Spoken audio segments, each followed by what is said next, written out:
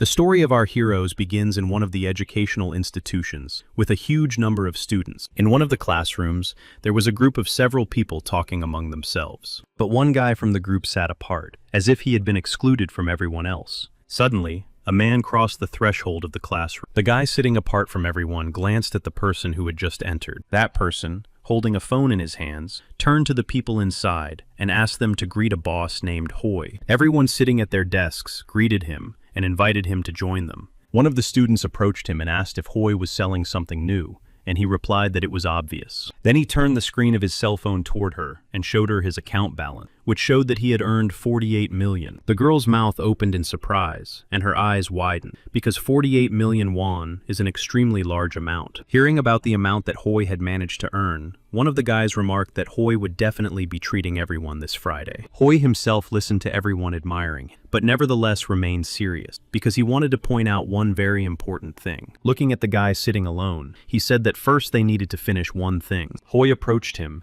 and while tugging at Park Han-yoon's hair, addressed him. Hoy didn't stand on ceremony with Park Han-yoon, and simply slammed his face right into the desk he was sitting at. He repeated the same movement several times, telling him that he had asked him to make a new purchase. And since Park Han-yoon didn't do it for some reason, Hoy thought he wanted to ruin his business. Then he lifted his head by his hair to look him straight in the eye, and said that such actions must be warned about. The girl suggested that Hoy stop talking about this topic, and jokingly remarked that the teacher would scold him for it. Hoy then said that teachers are people too, and the question is only how much it costs to buy them. Then he thought that if the teachers found out, he would cause a bloodbath. Hoy saw Park's gaze and thought he wanted to hit him. Hoy continued to beat Park and said that if Park complained to the teachers, he would pay him back in full. Hoy said that Park had lost to Chen Su, and now he had gone crazy, and asked if that was what he wanted. All this happened 2 years ago, when there was a gang of high school students that the whole country knew about. This team was called Nexus, and Hoy was their leader, and then Park started a war. Park thought he had won, but the members of Nexus sued him. Due to a well-thought-out line of accusations and falsified evidence, he lost. In order to pay compensation, Park's father had to sell the gym that had been his home his entire life. After that incident,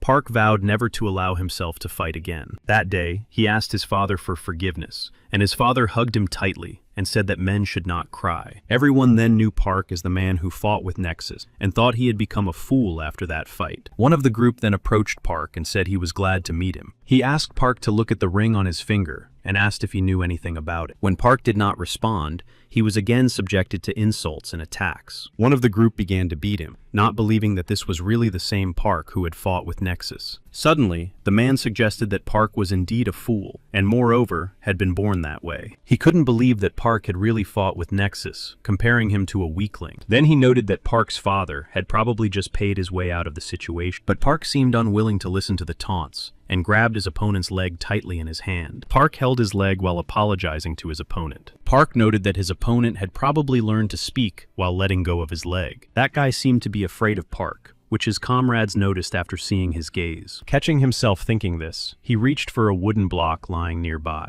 He raised his wooden weapon and swung it swiftly at Park. It wasn't long before the scoundrel began running the object across Park's face, comparing his writhing movements to a worm. After he finished beating Park, they continued on their way. Suddenly, someone appeared next to Park and started a conversation with him, saying that he did not understand his actions at that moment. He leaned closer to Park and asked what he was doing at that moment. He was curious why Park did not resist and allowed those scoundrels to simply walk away with their crimes unpunished. He told Park that if he were in his place, he would simply break them. Then he opened a bag with a huge amount of money in front of him, saying that he would give him money to sue them. Then the man said that if he didn't want to sue, he could defeat them and make them pay. Then he picked up a wad of cash and asked how much Park would need to defeat those scoundrels. But suddenly Park looked up at him and asked who he was. But the man looked away and said that he was the one who dreamed of saying goodbye to Chen Su. Then he suggested postponing the conversation for a while, because there were many ears around. When the scoundrels returned, they saw an incredible amount of real money. They were curious where Park could have gotten so much cash. Then the one who had beaten Park said that Park could have told him about the money right away, and then he could have been gentler. But this time Park did not remain silent, and aimed his elbow strike right at his opponent's face. When that scoundrel fell to the ground completely unconscious, his remaining comrades did not understand what was happening. Park said at that moment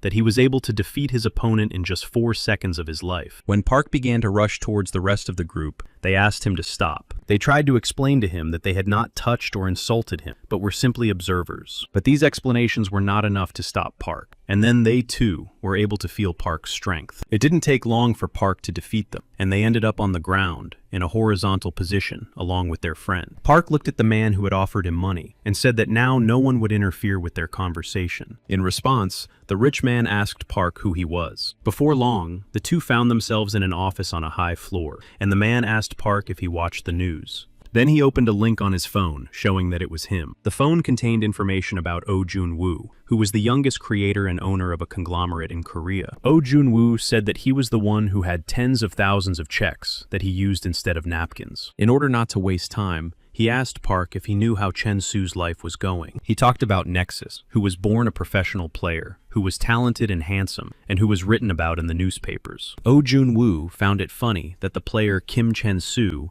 was considered a star in Korea. He said that even now, Nexus manages to command thugs and play the gangster. Oh Jun-woo spoke of Nexus as someone who destroyed Park's life, and moreover, simply took it away. Oh Jun-woo said that it would be no trouble for him to destroy Nexus, but there was one catch. He said that he intended to crush Nexus using his own dirty, cheap, and disgusting methods, and leave him at the bottom. He promised that from now on, all of Park's expenses for the rest of his life would be on him, so that he would be with him on his journey. Then Oh Jun-woo said that he was looking for Park for this very purpose. Oh Jun-woo was curious as to why Park felt such intense hatred toward Nexus. Without waiting for an answer, he promised Park that he would provide him with financial support in exchange for his fists and his ability to defend himself in a fight. And then Park walked into the classroom just as Nexus was asking if anyone had any extra teeth. At that moment, he was explaining that they had a common enemy, and so he told everyone to buy clothes worth 300,000 rubles. He addressed everyone, talking about the members of Nexus at school, and saying that he was ready to kill them if he didn't see the money in his account. Everyone started talking about how he wasn't joking, and that everyone really needed to buy all these things. When he saw Park, he asked why he was staring at him, reminding him of their previous encounter. But then Park stopped listening and just punched him right in the face with all his might. Everyone in the classroom at that moment was extremely shocked by what was happening. At that moment, everyone sitting at their desks turned around very carefully, peeking cautiously. Nexus himself then stood up and continued to fight Park, saying that he had nothing to fear in this world. At that time, he believed that there was no one stronger than him, but that belief lasted only until he met Park Han-yoon. Then he felt with every fiber of his being that he didn't stand a chance against him. At one point, it even seemed to him that Park Han-yoon was not a human being at all, but a real beast. But then he met Kim Cheon-su, who forced him to grovel in search of money. And it was then that he realized that having a huge amount of money was the best thing on the planet. After all, nothing is impossible for the rich, and he understood that perfectly well. It turned out that he had opened his own clothing store and forced school children to buy from it. In this way, he managed to amass a fortune and force Park Han-yoon to obey him. And that's when he returned to his status as a real predator. And then he couldn't believe what was happening, because at some point Park stopped obeying him and started hitting him. It was extremely humiliating for him, because Park was beating him up right in front of the whole class. Then he turned to Ju Yan-woong and asked him to hold Park so that he could answer him. But Ju Yan-yoon didn't even think about doing that when he saw Park's gaze, which made him afraid. And then he had no choice but to take out his camera phone and threaten Park that he could do what he did last time. But Park just kept hitting him, and fearing that he might lose his life, he simply ran out of the office. As he ran away from the office, he tried to calm himself down by reminding himself that he was the boss. He began to think that Park hadn't fought for 2 years, but had only been groveling. He realized that he had to find an athlete who could handle him, and remembered Park Si-woon, who would do anything for money. When Park Si-woon saw him, he immediately asked what had happened to his face. He began to scream for help and to be saved. But it wasn't long before his attacker was right behind him. He shouted to Si-woon that he was willing to give him 1,000,000 won if he could deal with his attacker. Without thinking twice, he said he was willing to do it for 2,000,000 won. He was willing to pay that amount of money to get what he wanted. Then he approached Han-yoon and apologized for agreeing, explaining that it was too expensive for his education. Park responded by taking out a wad of cash and giving it to his rival, asking him not to get involved. He gave him a huge amount of money and asked him to step aside. And when he left, Nexus again began to get what he deserved from Park. At some point, a man appeared in the corridor who was able to witness the whole scene. Seeing this, he was taken aback and asked for an explanation of what was going on. His expression changed dramatically, and he turned to Park Han-yoon and shouted, asking if he understood what he had done. When they were both in the principal's office, he couldn't understand how Park had allowed himself to act this way. He shouted that when Park was a freshman, he let everything slide and allowed him to stay in school. Nexus just rejoiced as he heard the principal promise not to let Park off the hook this time. Park just sat silently and listened as the principal told him that he should be ashamed of himself in front of his father. But suddenly, he got up from his chair and struck Nexus again, shocking the principal. The principal tried to restrain Park, but he was not very successful. Suddenly, another person appeared in the office, who also watched the whole scene. He entered the office and asked Park Han-yoon to slow down. Park listened to his instructions and calmly sat down in his seat, waiting for further instructions. It was clear from the principal's eyes that he had no idea what was going on, or who the man who had just entered was. The man greeted him and introduced himself as Kim Byum-kwon, a lawyer from the most influential law firm in Korea. The principal immediately wondered what could have brought Kim Byum-kwon to their school. After talking with the lawyer, the principal apologized to Park. The scoundrel Hoi was immediately expelled from the school. A little later, during a conversation between Kim Byum-gun and Park, Kim said that he thought it was all too easy for Hoi. He explained that it should have been revenge for 2 years of bullying Park, and that he should have paid dearly for it. Park became curious about what had happened to the principal, and asked Kim Byum-gun about it. Kim Byum replied that it was quite easy to make him agreeable. This was because he had many sins to his name, and when reminded of them, he agreed to all the conditions. Kim then explained that it was only a matter of time before Hoya ended up behind bars. He said that at the moment, it was better to keep him close, so that it would be easier to send him to a juvenile detention center. He also explained that he plans to send the school principal to a not-so-distant place. He said that he does not pay taxes to support teachers like that. Then he turned to Park with a question about whether he managed to refresh himself by letting out his anger, and noted that he should be grateful for that. Park replied that there was some truth in this, as he had indeed managed to let off some steam. Kim Byum then pointed out that he and Park had a lot of work ahead of them, for which he would be able to thank him. After that, he said that the phrase, "I'm glad to meet you, Park," would be more appropriate in this case. Park, in turn, just looked at him sidelong. Meanwhile, at home, Hoi banged his fists on the table in anger, remembering Park Han-young with very unkind words. He promised himself then that he would not give up, and would not leave this situation unattended. He made a promise to himself to simply take Park Han-young's life. He walked down the street and stopped in front of one of the buildings directly in front of him. He approached one of the doors, and the person who opened it cautiously peered through the crack, not understanding who was visiting him. Then he introduced himself as President Hoi,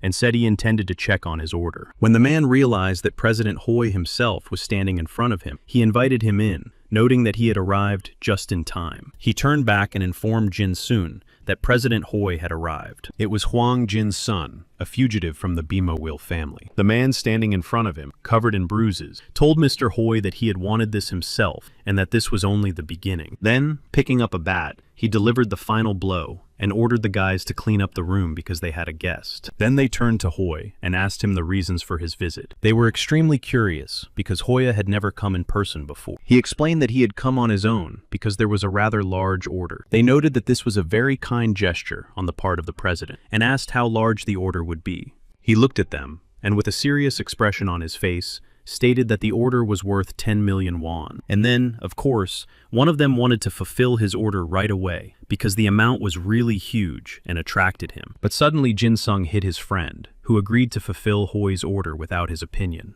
He did this because he considered this price too low for him. Jin-sung turned to Hoi with a question about the apparently difficult personality of the person who had placed the order, judging by the high amount of payment. Then Hoi named Park Han-yoon, waiting for Jin-sung's further reaction on this matter. Hearing this name, Jin-sung assumed that Hoi had definitely lost his mind. Hoi told him that the 10 million won was only a deposit for the job. He then promised to double the amount if the two could handle it. Jun-sung, sensing easy money, felt excited and accepted the job. Some time passed, and Kim returned home and shouted that he had arrived as he took off his shoes. He went inside and apologized for not seeing each other for a long time because he had a lot of work to do, and said that he had bought a chicken. Then he offered to try the fried chicken, which was so delicious that it would make you lose your mind. He looked at the portrait and said that his wife's father had once cooked roast chicken and it was amazing. Then he said that he hadn't eaten chicken for 2 years, and now he wouldn't mind trying it again. He lowered his head and repeated sadly that 2 years had passed since then. At that moment, it seemed to him that this time had passed in an instant. After sitting for a while, he stood up and abruptly began to leave, saying that he would not be back soon because he had a lot to do. Then he glanced back, saying that the preparations were already complete. The room he was in was sealed, and he was met by a man who told him that Hoi had made a move and was inquiring about further actions. Kim Byom replied that he did not understand these matters, and that his assistant must definitely know what they needed to do next. The assistant, in turn,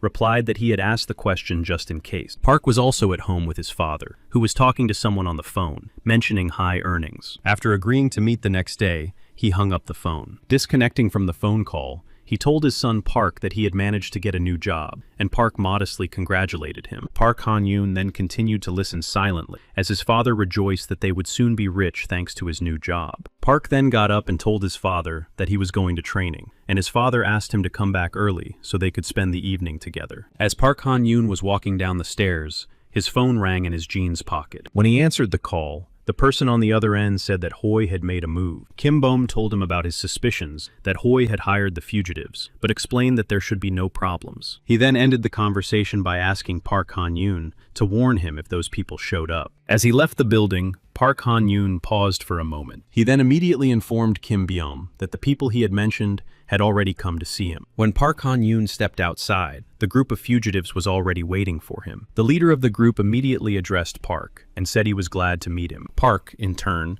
without finishing the conversation, asked these people who they were. Turning his head to the side, he saw a car with bright headlights rushing towards him. The man in the car was pressing the gas pedal and shouting that he was driving towards millions. Park was not afraid and ran straight towards the moving car. Then, with a single kick of his foot, he tried to stop the car at high speed. It wasn't long before Park was flying after the car. The group began to discuss his behavior and decided he was a masochist, but the gang leader wasn't so sure. He understood that there was something else going on here. When Park Han-yoon got up from the ground, he made it clear to everyone that he was furious at that moment. When people in the windows started shouting about what they had seen, the gang leader ordered everyone to leave. Otherwise, it could be dangerous. Getting into the car last, he told Han-yoon that they would definitely meet again. And when the car started to drive away, Han-yoon didn't stand rooted to the spot, but ran after them. They all found it funny to see Han-yoon trying with all his might to catch up with a car that, in their opinion, was many times faster than him. Imagine their surprise when they realized that Han-yoon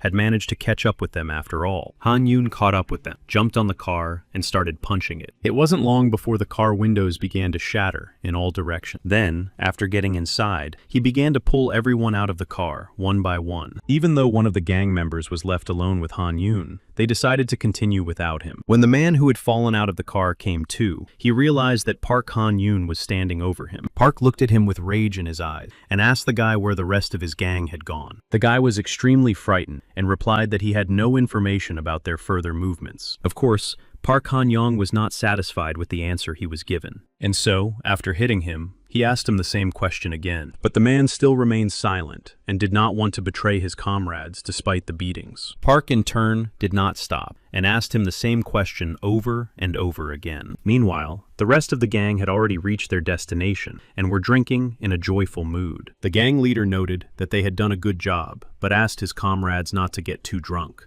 Hoi believed that there was no reason to be happy because they had failed to deal with Park Han-yoon. Then they began to think about what might happen if Park came straight to them. They were convinced that Park was not stupid enough to come to them in his current state. Then he told Hoi that he shouldn't get angry over such trifles. He told Hoi that in order to deal with Park, they would need a pack of dogs. And by that he meant a group of angry people. He suggested that they should act in such a way as to drive him to despair, so that he would want to take his own life. But their assumptions turned out to be wrong, because the door to their room began to collapse from the blows of Park Han-yoon, who had arrived. Then they began to notice more and more dents appearing on the front door. One of them got up and went to the door, and looked through the peephole to see what was happening outside. It turned out that Park Han-yoon was standing there, holding one of the guys from their group by the hair. Of course, they were all extremely surprised and frightened, and began to look for their weapons to defend themselves. The leader of their group told them not to worry, because he was sure that the door would not be easy to break down, and thought that Park would leave soon. When the sound subsided, everyone thought that Park had indeed left, and given up trying to get to them. But suddenly, one of them changed his expression, as if he had seen something terrifying. He could see Park climbing onto the balcony, and this became a real problem for them. It wasn't long before Park broke the windows in the room and entered. They were all amazed because their room was on the 3rd floor, and he still managed to get there. Without further explanation, and in order not to waste time, Park Han-yoon began to attack everyone he saw in front of him. Everyone who was in the room at that moment only had time to fly in different directions from Park Han-yoon's blows. After dealing with several opponents, he invited the next group to come and get their share of blows. The leader of the gang stood and thought about how he had messed up, and noticed that Park was not the least bit afraid. He immediately made a decision, and ordered the guys from his gang to take Park Han-young. They immediately followed their mentor's order, but it did not lead to anything good for them. When one of them found himself directly under Park Han-young, with his throat under his hand, he shouted to his comrade to finish Park off. Without wasting any time, he hit him on the head with a bat,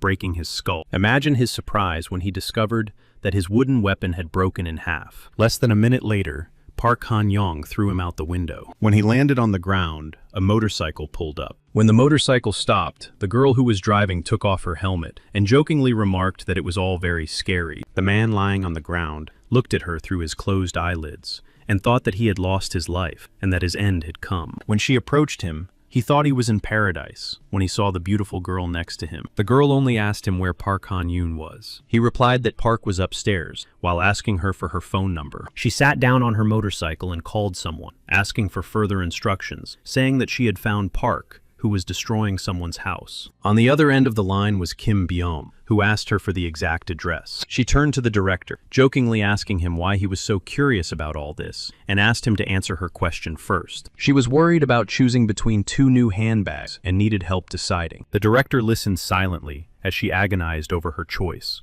and so she couldn't tell him the exact location. Then he said that he had transferred money to her to make her choice easier and to get the long-awaited location. She looked up at the room where the sounds that gave away his location were coming from. Meanwhile, in that room, almost all the scoundrels who had tried to attack Park Han-yoon had already been defeated. And then the leader of the group decided to admit aloud that they had really screwed up. But he became curious and asked Park why he hadn't touched him, since he had a perfect opportunity to do so. He looked him straight in the eye and said that he could give Park anything he wanted, whether it was money or power. But Park replied that he was wrong in every statement and assumption he had made. Then he simply grabbed him by the throat and lifted him straight up. He threw him straight onto the floor, making it clear that his punishment was only a matter of time. Then someone burst into the room and, grabbing Park's arm, shouted at him to stop. It turned out to be the owner of the house, who tearfully begged him to stop destroying everything around him. He cried bitter tears and asked them to go outside to continue fighting, because he had nothing to do with it and was left without parents. He said that he had had enough of people who were simply entertaining themselves in his house, and that he didn't need Park destroying his home as well. He shouted, asking to be told what he had done wrong, and why he deserved this. It wasn't long before director Kim Byum appeared in the room. Upon entering, he noted the mess and chaos that Park Han-yoon had created, saying that the sight in the room was extremely frightening. The owner of the apartment, with tears in his eyes, asked if this man was the one who had ordered all this to be done in his house. He introduced himself as the director of a large law firm and promised to compensate for all the damage 5-fold. He looked at him and without hesitation said that he needed 10 million won. The director himself, without hesitation, took a wad of cash out of his pocket and gave the poor orphan 50 million won. The leader of the gang watched what was happening and couldn't understand how Park Han-young could be so strong, comparing him to a real monster. He suddenly realized that he needed to get away and quickly got up and headed for the balcony, but Park Han-young saw his movements. Then he ran and jumped straight down from the 3rd floor of the building. But Park Han-yoon was not only strong, but also fast. As he managed to grab the fleeing man by the edge of his jacket, he began to pull him back, saying that he was not done with him yet. The leader of the group understood that if Park managed to drag him upstairs, it would definitely be the end for him. And then he could think of nothing better than to get his weapon and use it to unhook Park's arm. Then he thought he was lucky, because he managed to escape. But this decision was rash, because he was unable to regroup to avoid injury during the fall, and ended up on the ground next to his comrade. Still, he managed to get up,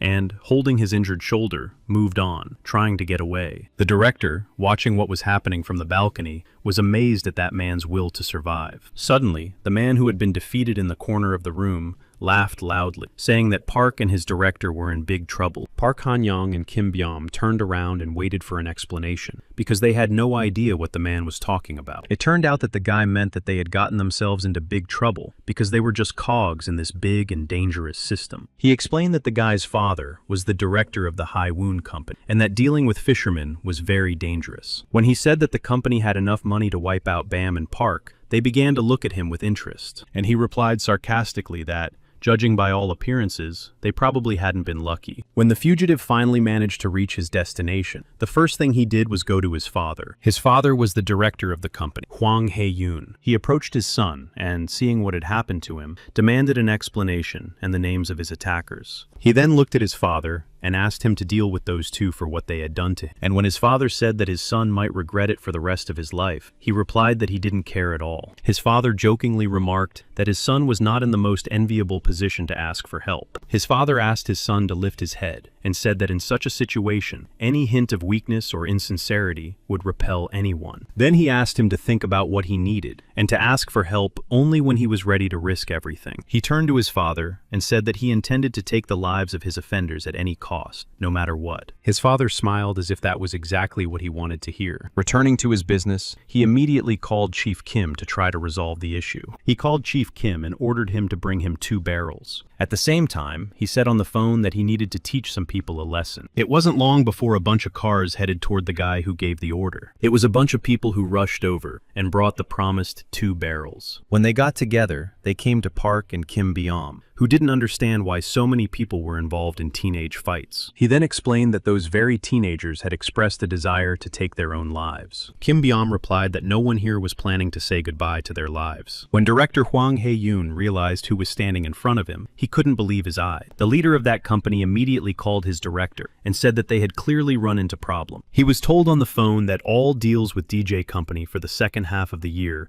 had been completely canceled. And when he was told that the company president had personally called and canceled every deal, the director yawned demonstratively. He realized that they were in serious trouble and fell to his knees, begging the president to show them mercy. Everyone was shocked by this turn of events and asked what to do next, because they had come here to fight, not to apologize. Director Kim noted that his rival was quick to grasp the situation and therefore proposed the following solution to the problem. First, he ordered the removal of the trash that was currently standing behind him. And when everyone left, that man tearfully begged the president not to treat him that way. He looked at him and said that he didn't want to do it, but he couldn't allow the company's image to be disgraced. He said he couldn't work with a partner whose son was a second-rate gangster. He promised to send his son abroad, saying that he would never return to Korea. And when his son objected, he immediately received a punch from his father right in the face. Director Kim sarcastically suggested that Park take a look at them, noting that it was not surprising that his son had gone astray. Then, Director Kim told them to stop, saying that sending his son abroad would not benefit anyone. Instead,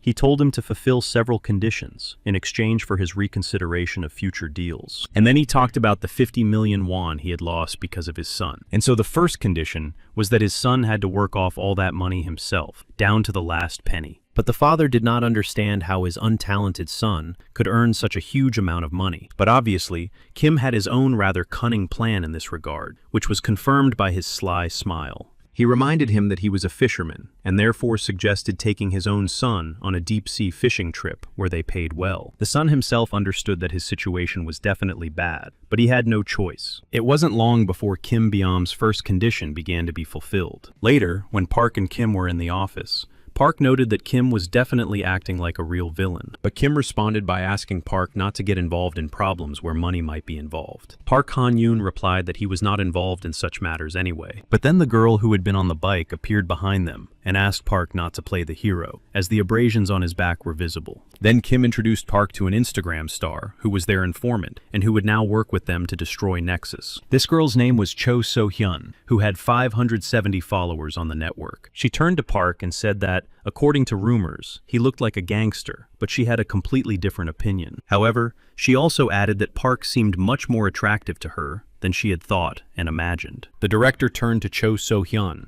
reminding her that they were at work and asking her not to waste time. She agreed, saying that despite everything, she preferred gangsters to handsome men. Then she leaned back and asked him to tell her why he had called her here. The director replied that he had invited her to discuss further details of their joint venture. The director added that Nexus was now much stronger than they could imagine, and that they would not be able to defeat them alone. Therefore, he suggested putting together a team of the best fighters. Then he talked about a book that listed the people they needed from Donghyun High School, who were connected to Nexus. The director explained that he was talking about Kim Dong-hyun. He explained that while Park was fighting Nexus, he was among those who remained until the very end. It was the former #1 student of Donghyun High School, Kim Dong-hyun. Despite the fact that after that battle, his knees were in bad shape and he couldn't walk, he still managed to survive the battle. And then director Kim explained that they needed him on their team. Hoi is now in a juvenile detention center, and therefore will no longer be able to sell anything. And that is why it will become much more difficult for Nexus to raise money. Then they started talking about how Hoi ended up where he is now. They all knew that Park Han-yoon was behind it. Then the top student at Donghyun High School, Min Kyung-chol, asked for more details. They began to discuss how quickly Park had broken his promise to lay low and no longer get involved in conflicts. Suddenly, someone ran in to report some extremely urgent and important news. They had just been informed that Park Han-yoon was transferring to their school, which came as a surprise to the whole group. And when Park showed up at his new school, he greeted everyone and said he had come to destroy them. The teacher looked around the classroom to find a seat for Park and suggested he sit at the back desk. And then Park, with a serious look on his face, calm and unperturbed, went to the very back desk. The person sitting at that desk greeted Park and said that he had long dreamed of meeting him. It was Donghyun High School's #12 student named Ju Woo Min. He said that Min Kyung-chol told him not to mess with Park, and he noticed that a big guy like him was afraid of Park. Then he told Park Han-yoon that he wouldn't mind fighting him once. He explained that this way, he intended to verify the truth of the rumors circulating about him. Park Han-yoon responded to everything Ju Woo Min said with simple silence, ignoring his interlocutor. Ju Woo Min himself interpreted Park's behavior as meaning that Park never strikes first. But Park Han-yoon's silence did not suit him, so he took him by the arm and asked him to say something. Park immediately turned around and struck him in the face with his elbow, preventing him from touching him. All the other students immediately turned around to see what was happening at the back of the classroom, as they heard a loud noise coming from there. Park Han-yoon then lay down on his desk and told everyone that it would be better for them not to wake him up. Meanwhile, a girl from the Nexus Destruction Group was arguing that, in her opinion, Kim Dong-hyun was not needed. She didn't understand why they needed him, because she thought there were plenty of normal and strong guys around. And then she remembered that he was Park's friend. The director was playing baseball at the time, and told the girl the first thought that came to mind when he heard the name Kim Dong-hyun. The first word that came to mind was resilience. By steadfastness, he meant his unwavering determination in a fight, despite his small stature. But he also noted that solid things are not inherently durable, because sooner or later, they break without flexibility. The girl became even more confused, because she didn't understand why they needed this cripple. But the principal only replied that he believed in this man, despite all the obvious circumstances. He said that someone who had been broken once could no longer be as strong as before. He said even if he couldn't be strong, he could become many times more dangerous than he had been. After class, Park Han-yoon went to the place where all the influential young people of the school gathered. Everyone looked at the new member of their school with particular caution and suspicion. Suddenly, he saw a man running with all his might down the school corridor. Park Han-young immediately noticed him and stared at him intently. Then he saw one of the students attack him and kick him right in the stomach. The one who hit him said that he was probably late on purpose. He grabbed him by the hair and scolded him for being 5 minutes late from the store because he had a lot of money to pay back. But when there was no response, he started hitting him again. His friends sarcastically asked him to stop, because if he kept hitting him, he would make the guy completely lose his ability to think. Then he started filming the poor guy on his phone, saying that his legs hurt, and that's why he took so long to go to the store. Then he decided to hit him a few more times to scare the guy and make him more alert. Park Han-yoon just stood and watched what was happening from the sidelines. Meanwhile, Director Kim and his partner were still talking about the need for Kim Dong-hyun in their company. She was munching on chips, saying that she wasn't sure Park Han-yoon would get along with Kim Dong-hyun. She was curious why it was impossible to solve everything with money this time. Director Kim replied that everything would be much easier if Kim Dong Dong-hyun could be bought. It turned out that the reason Kim Dong-hyun got involved in the fight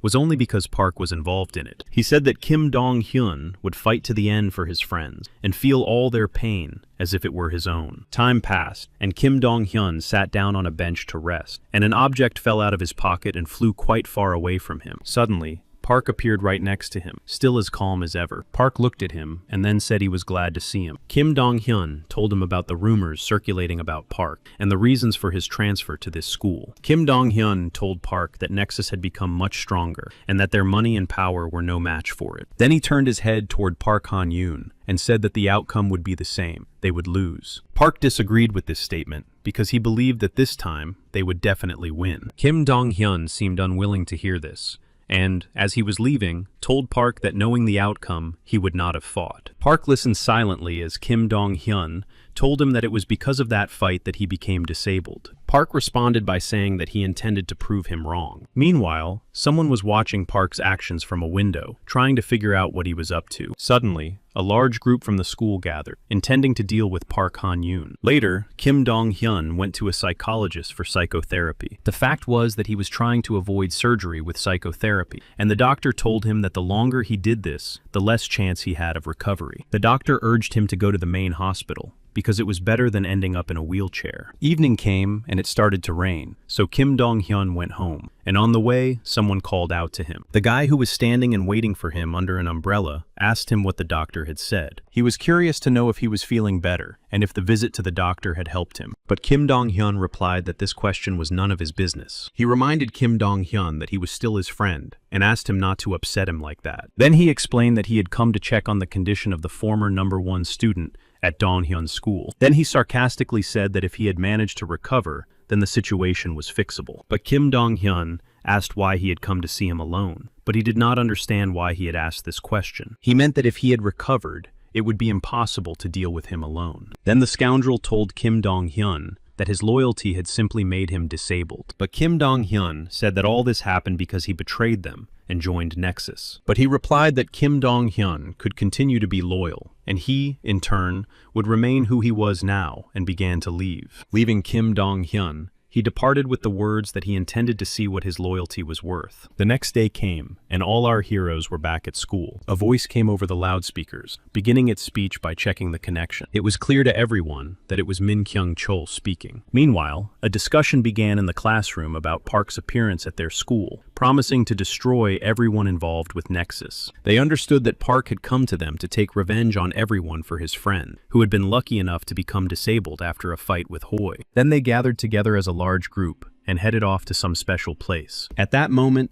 they believed that the time had come to destroy Park Han-yoon. Park easily defeated them all, and sincerely did not understand what motivated them to make such decisions. After Park defeated everyone who attacked him, he asked the school to find out who the hunter was. But then a new group of people who dreamed of defeating Park Han-yoon approached him. In the end, only one person remained who did not dare to attack Park Han-yoon, who was sitting humbly at his desk. It turned out that Kim Dong-hyun was sitting at that desk and didn't move when he saw what was happening. But because Park was distracted by seeing his friend, the remaining attackers grabbed him. And this was the perfect moment to strike Park Han-yoon. But Park himself was not going to put up with all this, and after getting out, he began to attack those who were attacking him. It didn't take long for Park to defeat all of his attackers, despite the fact that there were a huge number of them. In the end, the school corridor was left full of beaten teenagers. When Park continued down the hallway, he encountered another group that did not seem friendly. They were curious to see if Park Han-yoon was tired from the battle he had to overcome. Rushing towards Park Han-yoon, they noted that they had not even started their battle yet, and were not acting at full strength. Kim Dong-hyun, watching all this from the classroom windows, did not understand why Park needed to arrange all this again. Suddenly, someone entered the classroom and said that if Kim Dong-hyun continued to sit there, his friend Park would be beaten with all their might. It was the principal's partner who came to ask him if he was Dong-hyun. When he asked who she was, she said she was Park Han-yoon's partner. He was shocked by this statement, but nevertheless explained to her that from now on he could not fight. But in response, she said that no one was asking him to do so. At the moment, she only asked him to tell her about Park Han-yoon.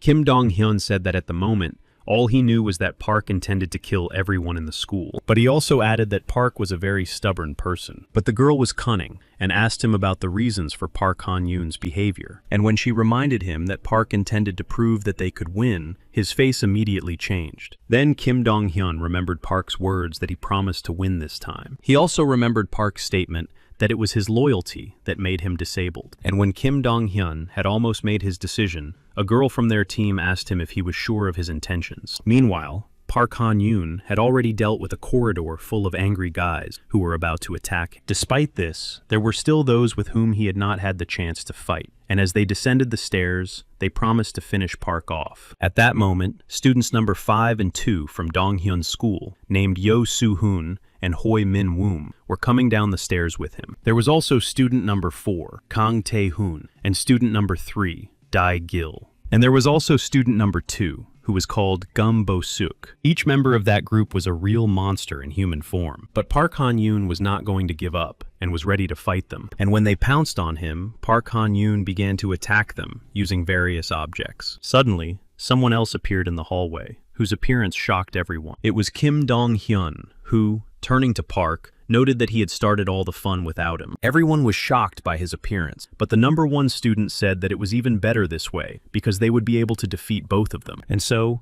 after a short pause and some conversation, they began their battle. Kim Dong-hyun used a stick broken in half as his weapon. Even though Kim Dong-hyun had very weak and sore legs, it did not prevent him from easily dealing with his attackers. But none of them understood how they managed to fight so well, because Kim Dong-hyun was disabled, and Park should have been tired. None of them could understand where these two got so much strength. In the heat of battle, standing back to back with Park, Kim Dong-hyun apologized to him because he felt very guilty towards him. He told Park that he would never have gotten into a fight if he wasn't sure of victory. He explained that despite this, Kim Dong-hyun had become crippled, and Park simply had nothing to say in response. But Kim Dong-hyun also explained that Park was not to blame, as he just wanted to shift the responsibility onto someone else. And when the number 1 student attacked again, Kim Dong-hyun asked Park to leave him alone. It wasn't long before they left the number 1 student defeated on the floor of the school corridor. Then Kim Dong-hyun engaged him in battle again, using various objects that came to hand. But suddenly, the number 1 student simply picked up Kim Dong-hyun and threw him against the wall.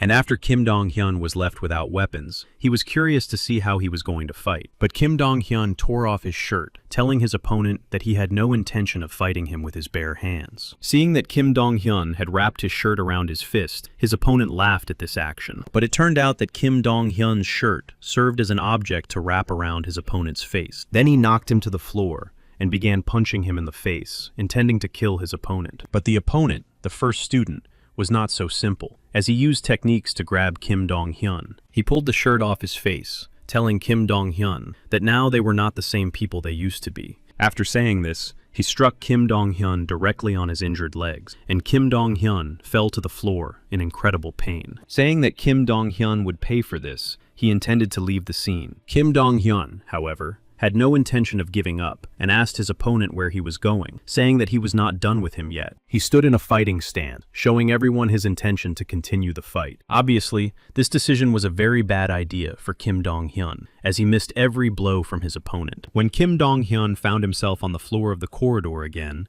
and his opponent started to leave again, Kim Dong-hyun stopped him again. This time, his opponent did not talk to him for long, and immediately launched an attack on Kim Dong-hyun. But it turned out that this was all part of Kim Dong-hyun's plan to lower his opponent's guard and strike when he least expected it. It turned out that Kim Dong-hyun had shards of broken glass in his hand, which made his blows even more effective in their battle. Kim Dong-hyun grabbed his opponent by the chest and explained that he couldn't lose and simply wasn't going to let that happen. He said that if he lost, he wouldn't be able to look his friend Park Han-yoon in the eye. With that, he used his head to strike his opponent. The first student, taking Kim Dong-hyun's blows to his face, realized that he was exposed. He couldn't do anything because he didn't have enough time to block Kim Dong-hyun's blows. With each blow, Kim Dong-hyun remembered all the injustices that had happened to him, and this made him even more enraged. And when Kim Dong-hyun's opponent was finally defeated, he opened the door and returned to his friend Park Han-yoon. Meanwhile, Park Han-yoon had already dealt with the rest of the student gang, and so, supporting each other, They headed for the exit of the corridor where their battle had taken place. Time passed, and completely different people were discussing Park Han-yoon's appearance. They discussed how, in order to take revenge on one person, they had turned the school into a battlefield. Then that person gave his people the order to catch Park Han-yoon without breaking more than 3 of his bones. Suddenly, someone behind him said that they should not rush and let the children figure it out for themselves. He said that children need to deal with their own affairs, while adults deal with theirs. He laid out his suitcases in front of him and asked his opponent not to rush to conclusions. He promised that after hearing his position and proposal, he would not be disappointed at all. His opponent jokingly remarked that this man clearly knew a thing or two about negotiations. It turned out that the suitcases did not contain money at all, but a huge amount of information on various media. The man said that he had tomorrow's headline about a high school fund that sponsors school gangs. There were also schemes for stealing money from this fund, and the man to whom this was said immediately changed his expression. It was explained to him that there was information about illegal land purchases and tax evasion. Then the man asked to be corrected if he had forgotten to mention something. He understood perfectly well that his own life now depended on his decisions. Then he carefully hinted that if their firm took them seriously,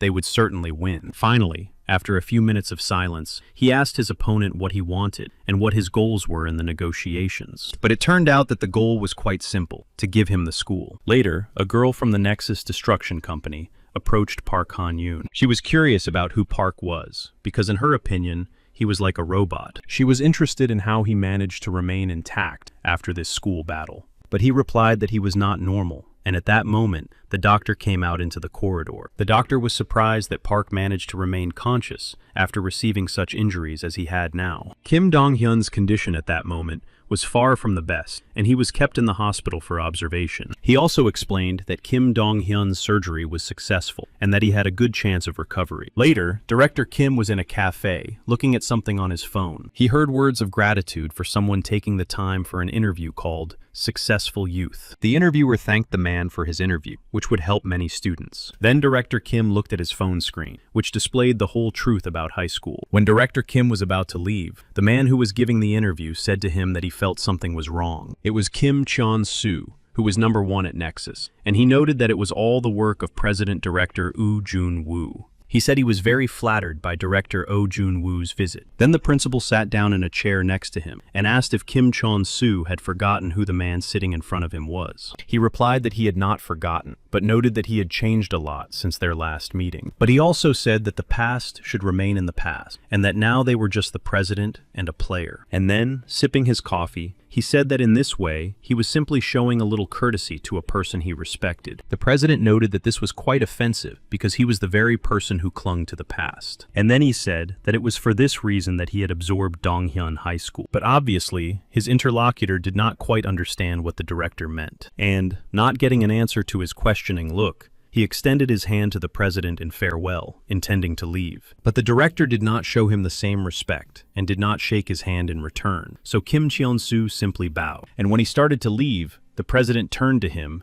and said that next time he would not be able to hide behind his mask. When he left, Director Oh grabbed his head, thinking about their meeting, because it had been 2 years since they last met, and he hoped not to be angry. But he couldn't help being angry, because even Kim Cheon-soo's face annoyed him. When Kim Cheon-soo got into the car, he immediately began discussing on the phone what he should do with Park Han-yoon and Oh Jun-woo. They talked about how if their company had made the first move, he believed they had to make a counter move. He asked the person on the other end of the line to always be on standby, because now the real battle was beginning. He believed that this battle would become one of the most significant stories in Korea. Later, a meeting was organized, to which one person was late. The latecomer was the head of the W Kengi branch, Chae Tae-soo, who was surprised by the sudden meeting. Also present was the head of the Chungcheong branch, Lee Moon-kil, who said he was as surprised by the meeting as Chae Tae-soo. The head of the Gangwon branch, Kim Chi-hyuk, also said that they had not even been given a choice of time for the meeting. The head of the branch in Choya, Cho Jong-gyu, said that he was quite happy to admire Seoul. It turned out that today's meeting was organized because of Park Han-chun, who had been pacified with money last time. But none of them understood why they had all been gathered in Seoul because of one person. It turned out that 2 years ago, there was a guy who they found very annoying, who controlled a small area of Seoul. And when Nexus began to spread beyond the capital with his territory, the problem was still not solved. His resistance gave other people hope, and because of that, Nexus had a lot more work to do. Then, 2 years ago, something happened that they could not even imagine. It so happened that Nexus was on the verge of destruction. And then the man who had recently joined Nexus asked if such a thing was even possible. And then they explained to him that when he was lucky enough to meet Park, he would understand how crazy and powerful he was. The newcomer then said that 2 years had passed since the incident, and now Nexus had become many times stronger, and they could not worry about it. And when the man they had all been waiting for, and who had organized the meeting arrived, he told them that the time had come for a real battle. One of them said that they had better be careful and not rush into battle right away. He explained that, in his opinion, such a reaction was excessive because of the loss of only one school. And then, without much thought, a decision was made to agree with the organizer of the meeting. He said that the old methods would not work now, because Park had a patron, and now they needed to prepare for any turn of events. And then, remembering how they had broken Park the first time, they decided to do it again. Then they jumped on their bikes and set off to carry out their plans. Then, another meeting took place, this time with a larger number of people in the group. And then the leader of this group said that they had finally waited for the day when they could put an end to Park Han-yoon. Many of the group simply could not believe what they were hearing, and when they understood what was going on, their eyes lit up with excitement and a desire to fight. Meanwhile, Park Han-yoon and Director Oh arrived at the sealed building. The president addressed Park, saying that he had learned nothing about him during all the time they had known each other. Park had never asked him where the director got so much money, or why he hated Kim Jong-soo. Then, he opened the doors of the sealed building and invited Park to come inside, saying that it was time to explain everything. When they sat down at the dinner table, the president began to explain that the money he was using was not his property. He said that the money he was using belonged to the owner of the house where they were now. And then he began to tell his story, which happened 2 years ago. At that time, he had a good friend with whom they spent a lot of time together. He spoke of his friend as someone he couldn't remember when or how he had met. He said that they often fought with each other, but by the next day they had forgotten their differences. For him, he was not just a friend, but practically a brother and family. Then, his friend created artificial intelligence for trading on the stock exchange. It displayed financial statements, trading volumes, behavior patterns, and analyses of various areas, and there were many options for action. His friend was able to code everything and understand trading. The artificial intelligence had promising functionality. Their problems began after Park lost to Nexus. Then, for the members of Nexus, everyone became responsible for what had happened. People began to approach them and demand payment of fines. Those who attracted attention were simply trampled on, and any groups that were formed were destroyed. But even then, Oh could not tolerate the humiliation from the bullies, and began to defend himself and fight them. His friend had the same attitude and fought alongside him. They weren't very good at fighting, but they thought that people would think they were crazy and leave them alone. But those bullies decided to prove to them that they were even crazier than they were. And when they set his friend's house on fire and he tried to get in,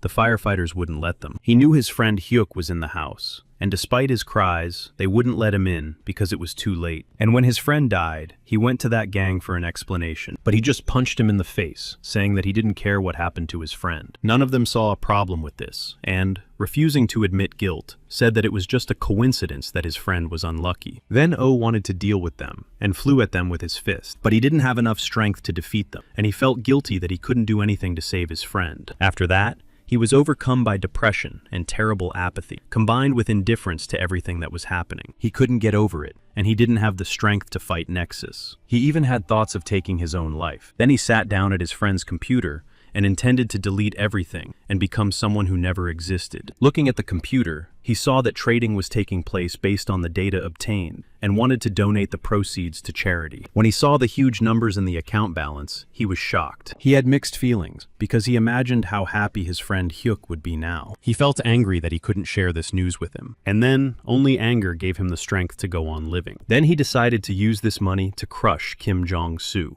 even if he had to spend everything he had, because this money wasn't his anyway. Park Han-yoon was curious as to why he had listened to the whole story. The president said it was a kind of manipulation. After their conversation with Park, he called his girlfriend from their group and shared the work he had done. She jokingly asked why he had opened up to Park, noting that he saw a friend in Park. Then she reminded him that Incheon should be next in line. After all, he is the one who strikes first and thinks later, because the only enemy of smart people is someone who doesn't think at all. Without thinking much about it, he agreed with her and said that she was absolutely right on this issue. Suddenly, several motorcycles appeared next to the car in which the president was traveling and surrounded it. As they drove by, the motorcyclists threw several open cans of paint directly into the car. But for the president, it was like some kind of thrill, and he immediately grabbed his seatbelt and began to fasten it. The driver was tense and asked the director to hold on tight. The girl was still on the line and, hearing the terrible sounds, asked the director if he was all right. But the phone was no longer in Oh Jun-woo's hands, and he could hardly hear anything. The car was covered in paint and stopped in the middle of the road, and the girl kept yelling into the phone, demanding an answer. Suddenly, one of the bad guys picked up Oo's phone and answered her yell, asking if she was his lover. He asked her to pass something on to Park Han-yoon, and she listened to him with clenched teeth. He told her to say that they could find the director at the GQ warehouse in eastern Incheon. Then he threw the phone right onto the road, saying that once he passed on this information, Park would definitely understand where he needed to go. Meanwhile, Park Han-yoon was walking home in the evening. He thought about what Oh had said, that his anger gave him the strength to live on. But it turned out that Park had no intention of stopping, despite what Director Oh had told him. Suddenly, right in front of Park Han-yoon, there was a girl from their group who had arrived on her motorcycle. Without further explanation, she told him to jump on the back without turning off the motorcycle engine. She shouted to him that the people from Incheon had kidnapped Oh Jun-woo. Meanwhile, Oh Jun-woo woke up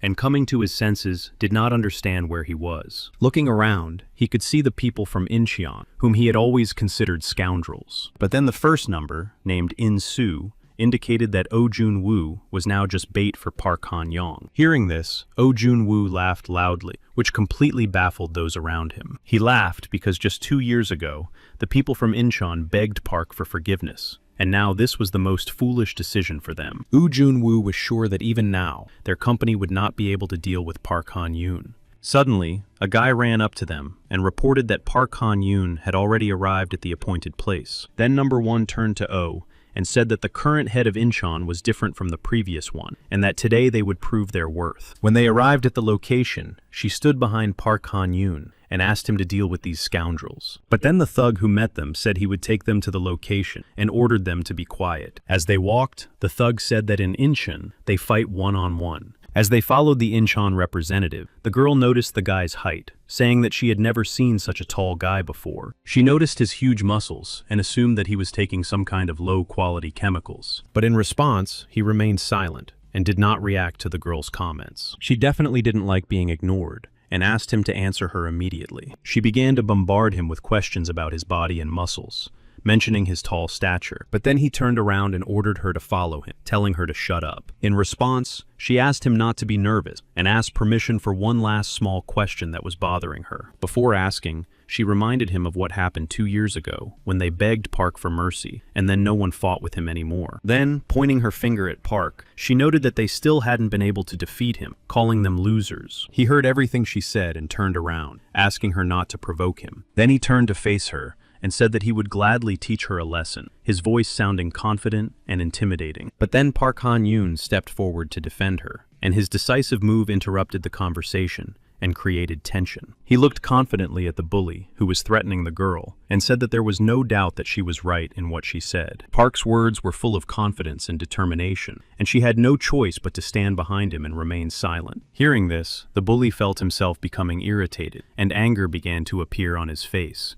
his eyes becoming wild. His anger grew, and he clenched his fists in rage, saying that he could no longer tolerate this, and it was a statement that left no doubt about his intentions. Then he clenched his fist even tighter and aimed it straight at Park, saying that he was going to teach them a lesson himself. When this giant was born, everyone called him a super child. As a teenager, he was 2 meters tall and weighed 243 kilograms. That's why he got the nickname Donkatsu, which means something like pork cutlet. And then, during the fight with Park Han-yoon, something happened to him for the first time. He was thrown into the air. When his comrades saw this, they couldn't believe their eyes, because no one else could do such a thing. Following Donkatsu, our heroes Park Han-yoon and his partner found themselves in the room. Then, everyone began to prepare for the upcoming fight with him, getting ready to attack him as soon as he could get closer. Our heroes were surrounded by a group of numerous criminals who intended to engage Park Han-yoon in battle. The girl jokingly noted that the people from Incheon did not initially intend to fight one-on-one. Behind them all, lying on the floor, was Oh Jun-woo, who shouted to Park Han-yoon so that he could see him.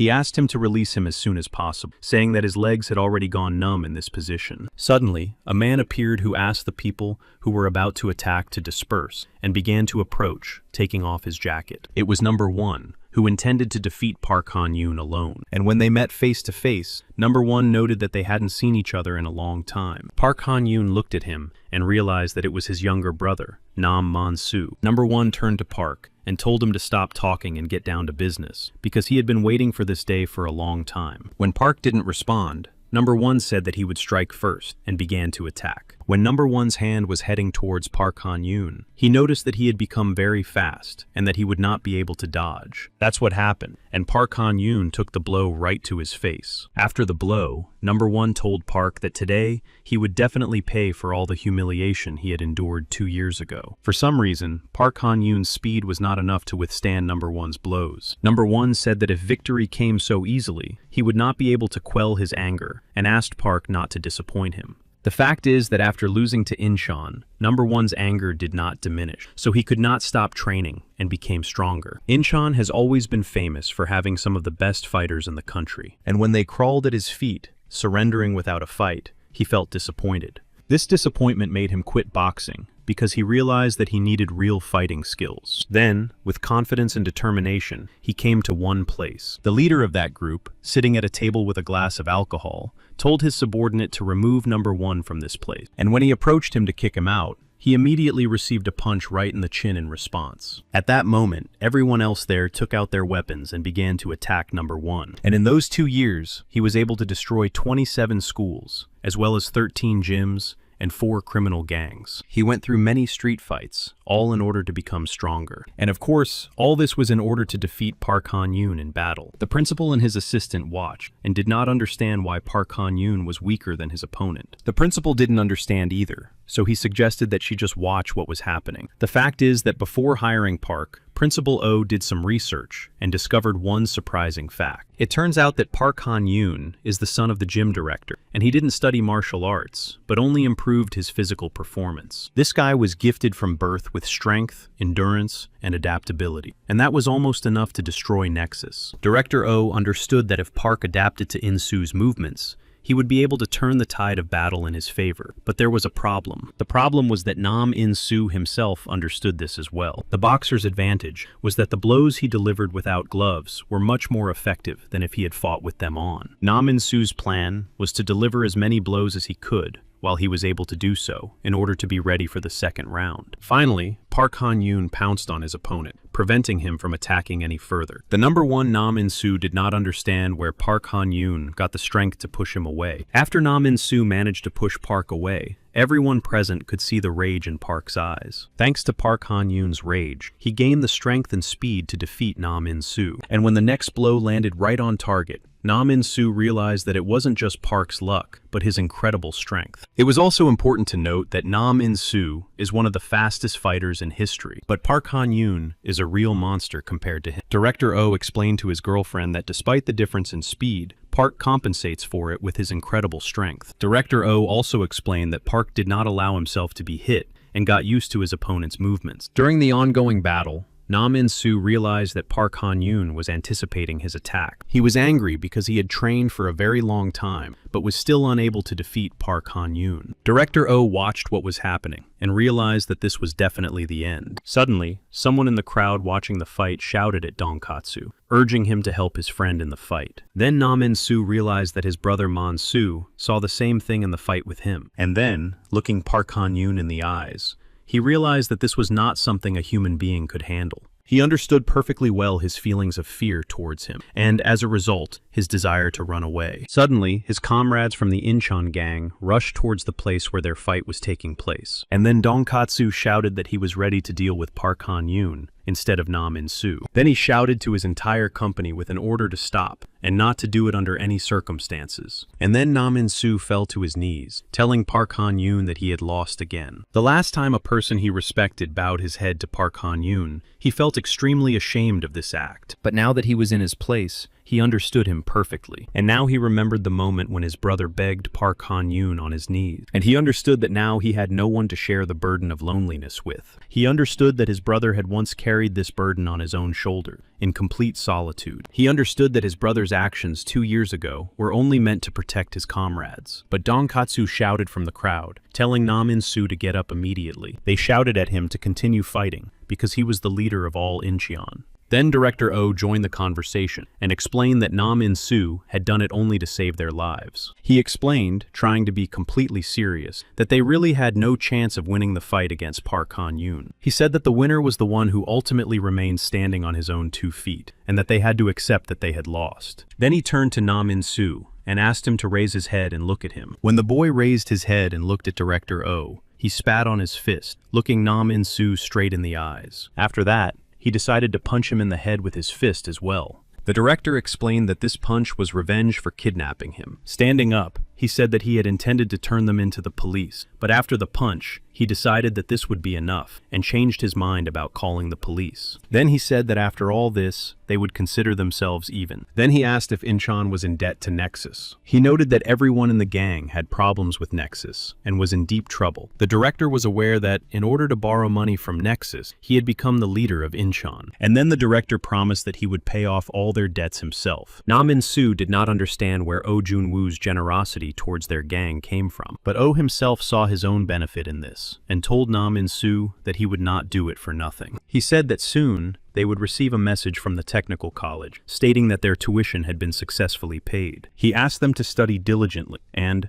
once they finished their studies, to repay him for his investment in them. He said that he knew they had all been trying to work everywhere to pay off their debts. And then he said that, knowing about their efforts, he had decided to help them. Nam In-soo said that he couldn't be in debt to anyone, and promised to repay him. Then our heroes left in their cars, and Nam In-soo simply bowed to see them off. Then he turned to the members of his group, and told them not to be upset, because it was only his defeat. Then he turned to them and apologized for disappointing them. Then he promised all his comrades that it would never happen again. Then he gritted his teeth and announced to everyone that Incheon was severing all ties with Nexus. He then said that from now on, Incheon would never bow his head. Later, in the office, our heroes discussed how the problem with Incheon had been resolved and how they had done a great job. Suddenly, the girl received a message from the bank about the receipt of funds, with words of gratitude for his rescue. The girl was extremely happy and seemed to dream that the director would be kidnapped every day. Suddenly, she turned to Park and,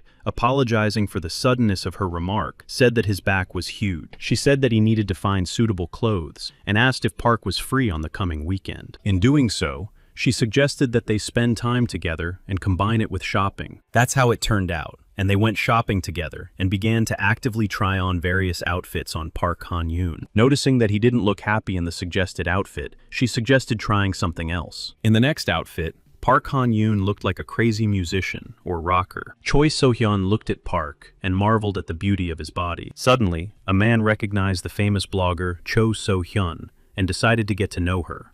The confident man approached Cho So-hyun and spoke to her. He said he was extremely interested in her and knew a place where the two of them could go. Suddenly, she stood up and asked him in a very unflattering tone what he meant. But when he heard her pride, he realized that he had approached her for a reason. Then he took her by the shoulder and again began to persuade her to agree to go with him to a secluded place. But Cho So-hyun didn't think twice and immediately slapped him across the cheek. Then she explained that he shouldn't touch her without permission and that she had heard their conversation about her with his friend. The man didn't like Cho So-hyun's response and lunged at her with his fists. This was not the best decision for him, as Park Han-yoon stepped in to defend his colleague Cho So-hyun. Seeing this, the arrogant man's friend joined in and began attacking Park Han-yoon. In less than a second, Park Han-yoon attacked him too. In the end, when Park Han-yoon grabbed him by his clothes, he apologized to him. Suddenly, the store manager ran up and ordered them to stop fighting. Otherwise, she would have to call the police. Choi So-hyun told the manager that it was just a minor incident, but she turned around and asked what she considered to be a minor incident and demanded compensation for the damage caused. Meanwhile, the action takes place in the Nexus game zone. The head of the game zone, Choi Tae-soo, was interested in whether the people from Incheon had left. Talking on the phone, he said that now they needed to make a move, and they wouldn't have to worry about Park Han-yoon. Then he told the person on the other end of the line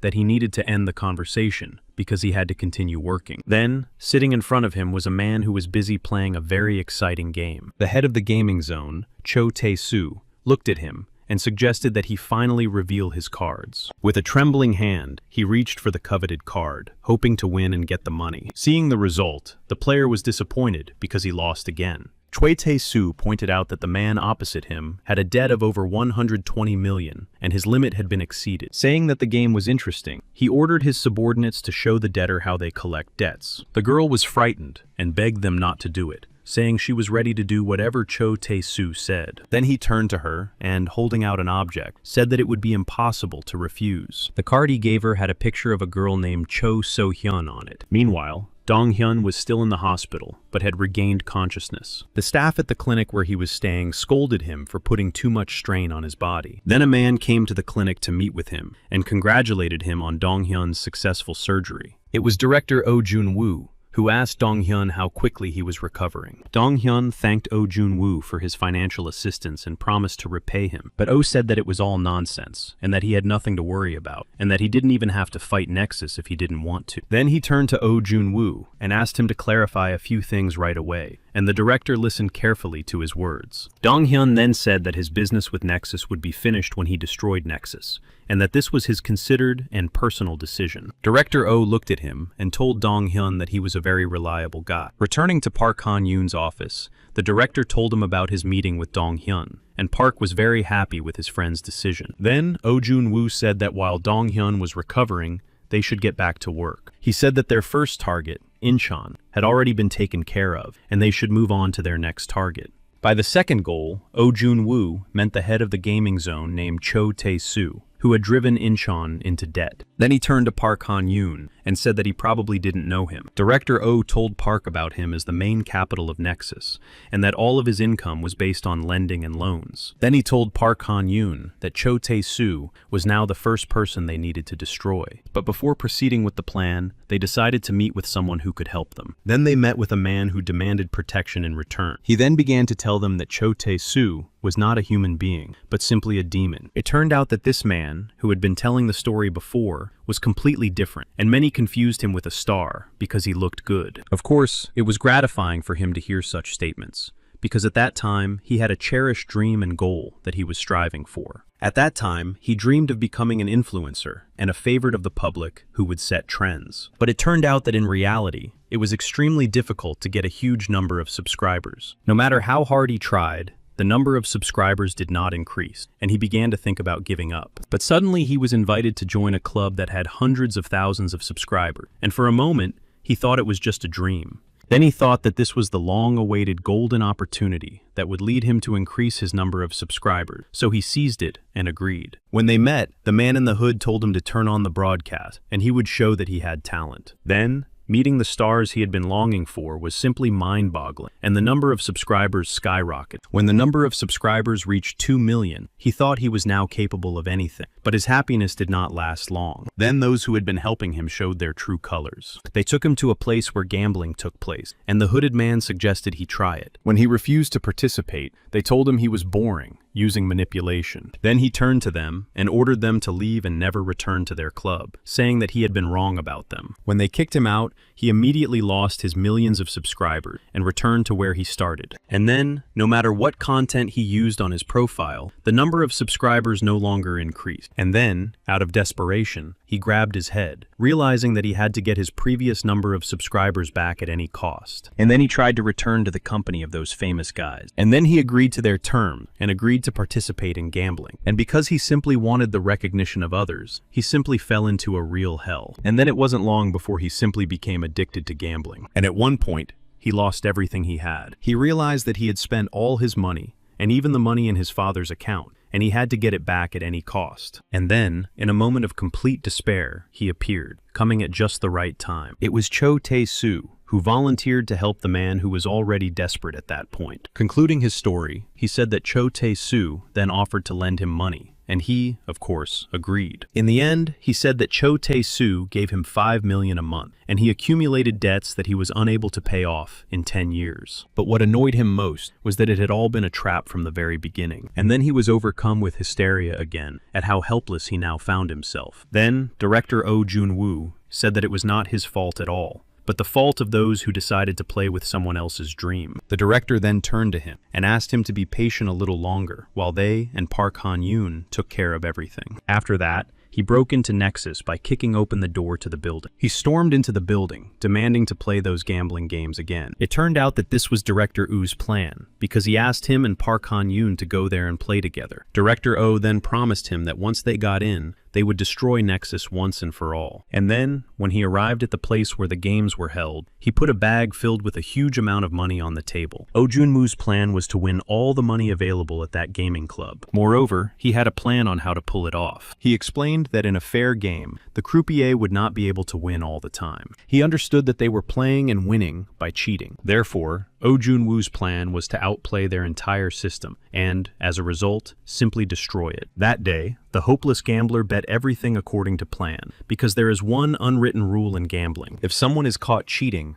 they lose everything they have. And at that very moment, Park Han-young joined the game. A group of security guards who worked at the gaming club approached them, and one of them ordered them to leave, while the money would remain with them. But then the responsibility for them fell on Park Han-young's shoulders, as planned by director Oh Jun-woo. Then they forced the croupier, who was running that very dishonest game, to play. Throwing the ball, Park immediately hit the clearly marked target. When Park raised his hand and saw the ball inside the ordinary game accessory, he realized that he was dealing with another swindler. Director Oh noted that all this was as rude as ever, but as honest as possible. After everything that had happened, Cho So-hyun and Cho Tae-soo met. He apologized for the trouble and suggested discussing the offer he had for her. He then asked her to share Oh Jun-woo's plans with him, and at that moment, he offered to triple the amount that Oh Jun-woo had promised her for the information she would provide him. Hearing the offer of triple the monetary reward, she agreed with burning eyes. She said that she would give him her account number right away, and then immediately tell him about Oh Jun-woo's plans. Choi Tae-soo was extremely surprised at Choi So-hyun's quick decision on this matter. Then he reminded her of the consequences that could arise if she suddenly decided to give them false information. She took her phone, and after confirming that the money had been transferred to her account, said that she had no reason to lie to them. She stared at her phone and began to talk about looking for information about Oh Jun-woo's next move, and said that they might not even have to wait. She continued to stare at her phone screen and counted aloud to 10 in reverse order, misleading everyone who was there. Choi Tae-soo sat there, looking as if he had no idea what the countdown meant. When she reached 1, she said that Park Han-yoon was going to destroy the Nexus game zone. And that's exactly what happened, because at that very moment, one of the guards knocked down the door that Park Han-yoon had come through. And before long, Park Han-yoon himself was inside the game room. Behind him was the offended man, who sarcastically suggested they play again. They had no choice but to try to stop Park Han-yoon on their own by attacking him. But obviously, this turned out to be their deepest mistake, which cost them their strength and health. Choi Tae-soo himself did not understand what he should do in this situation. Then he realized that he could not be stopped at all, and felt a terrible fear in that moment. Then his left and right hands, Charlie and Rodriguez, decided to try to save the situation and protect their master. Choi Tae-soo himself decided to run away while he had the chance. Meanwhile, Park Han-yoon was able to deal with the two thugs, who only looked strong but didn't have enough strength to win.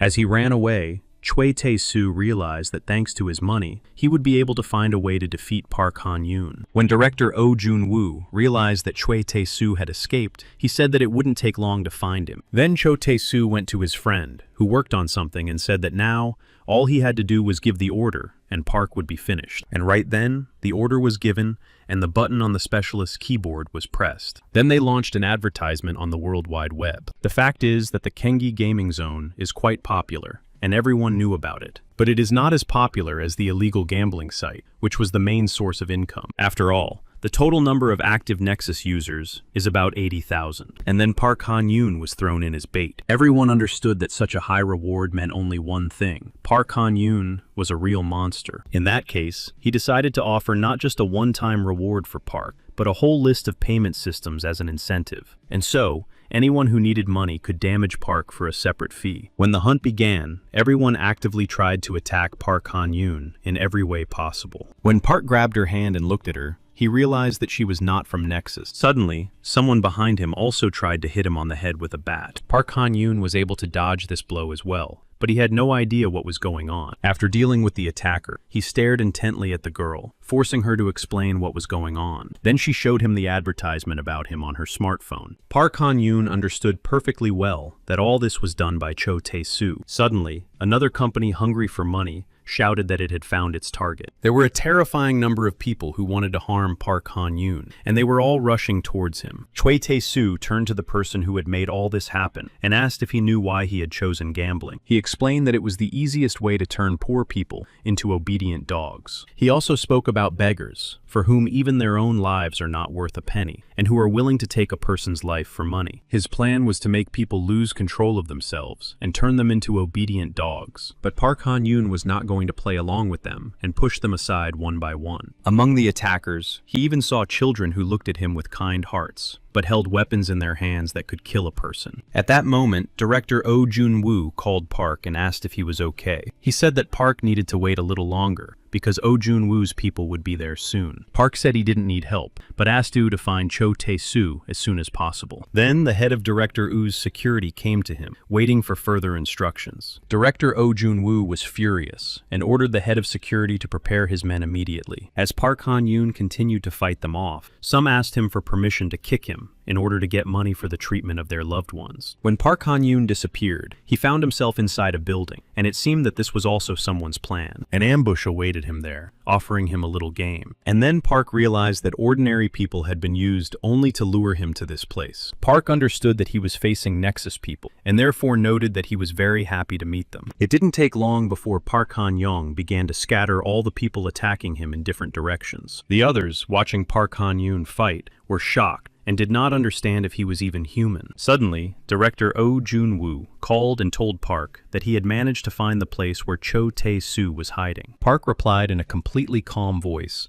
that he had received the information and was about to leave. And when Park headed straight for those scoundrels in order to finish them off quickly, they felt a strong sense of fear. They began to push each other in order to hide more quickly, and were afraid that Park would get to them. But Park did not touch them, and simply walked past, telling the director on the phone that he would arrive shortly. Choi Tae-soo and his friend were watching what was happening on the surveillance camera when Park looked there. He turned to Choi Tae-soo and asked if he had managed to see Park's face. Choi Tae-soo replied that he had managed to see it, and noted that Park did not look very pleasant. When Park started to move on, he was met by another group of people who wanted to fight him. They watched what was happening on the surveillance cameras, and thought that Park would surely meet his end now. Then the programmer suggested dealing with director Oh Jun-woo right away. Choi Tae-soo realized that this was an excellent idea, and raised his friend's salary by 500 won for it. And so he was about to press that coveted button that would launch an advertisement about Director Oh on the network. And then the face of Director Oh Jun-woo appeared on all the screens. Choi Tae-soo was surprised at how quickly his friend had managed to do what he wanted, but the programmer told him that he had nothing to do with it, and that he hadn't done anything yet. And then laughter, belonging to Oh Jun-woo, followed from the surveillance screens. They couldn't turn him off the screens because the computer had been hacked and there was no way to access the server now. Oh said from the screen that it was all useless because the security was weak and they were able to hack everything at once. Then Oh Jun-woo said that he planned to do to them what they had done to others. Then a photo appeared on the screen, and Cho Tae-soo was extremely surprised because it was his own website.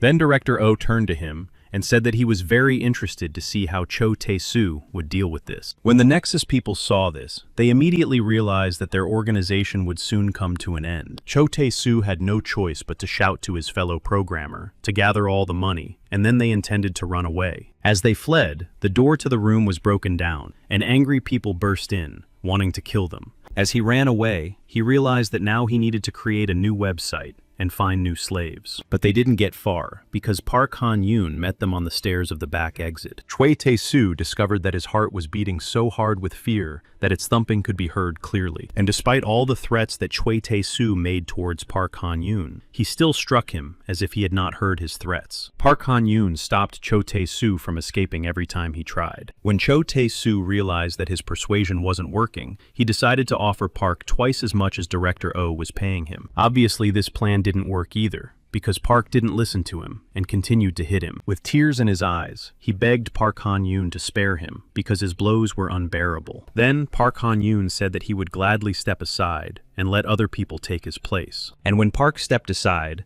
a crowd of other people pounced on him. Soon, those bloodthirsty people got what they wanted, and the advertisement with his face on the website was completed. The head of security reported to Director O that Cho Tae-soo would be recovering in the hospital for about 14 weeks. He said that all websites had been blocked, and that after his discharge from the hospital, they would begin proceedings. Suddenly, Jung-soo came to the hospital and brought oranges to the sick Cho Tae-soo. Jung-soo didn't beat around the bush and immediately asked him how things were going with his money. Cho Tae-soo even got up from his bed and apologized, saying that he was indeed to blame. Then Jung-soo grabbed Cho Tae-soo's arm so hard that it hurt him a lot. Cho Tae-soo screamed in pain because his whole body hurt after the fight with Park Han-yoon. Jung-soo then said that he had nothing to apologize for if he wasn't going to give up. Jung-soo looked at him and said that he had to return every penny to him. Meanwhile, Dong-hyun had recovered, and it was time for him to be discharged from the rehabilitation clinic. The nurse who had been caring for Dong-hyun all this time wished him luck and asked him not to get involved in fights anymore. Then he turned and said that such advice should be addressed to someone else. Leaving the clinic, he found a group of people extorting money from someone again. They extorted money from him, and when they realized he didn't have any, they decided to knock out a couple of his teeth with a hammer. Dong-hyun saw a ring belonging to the Nexus people on one of the thugs. Then they held his head in such a way as to remove the teeth from his mouth and asked him to raise his hand if it hurt. One of the thugs who was doing all this asked him not to move, otherwise he could damage his palate with the tool. Suddenly, he looked away and seeing Dong-hyun,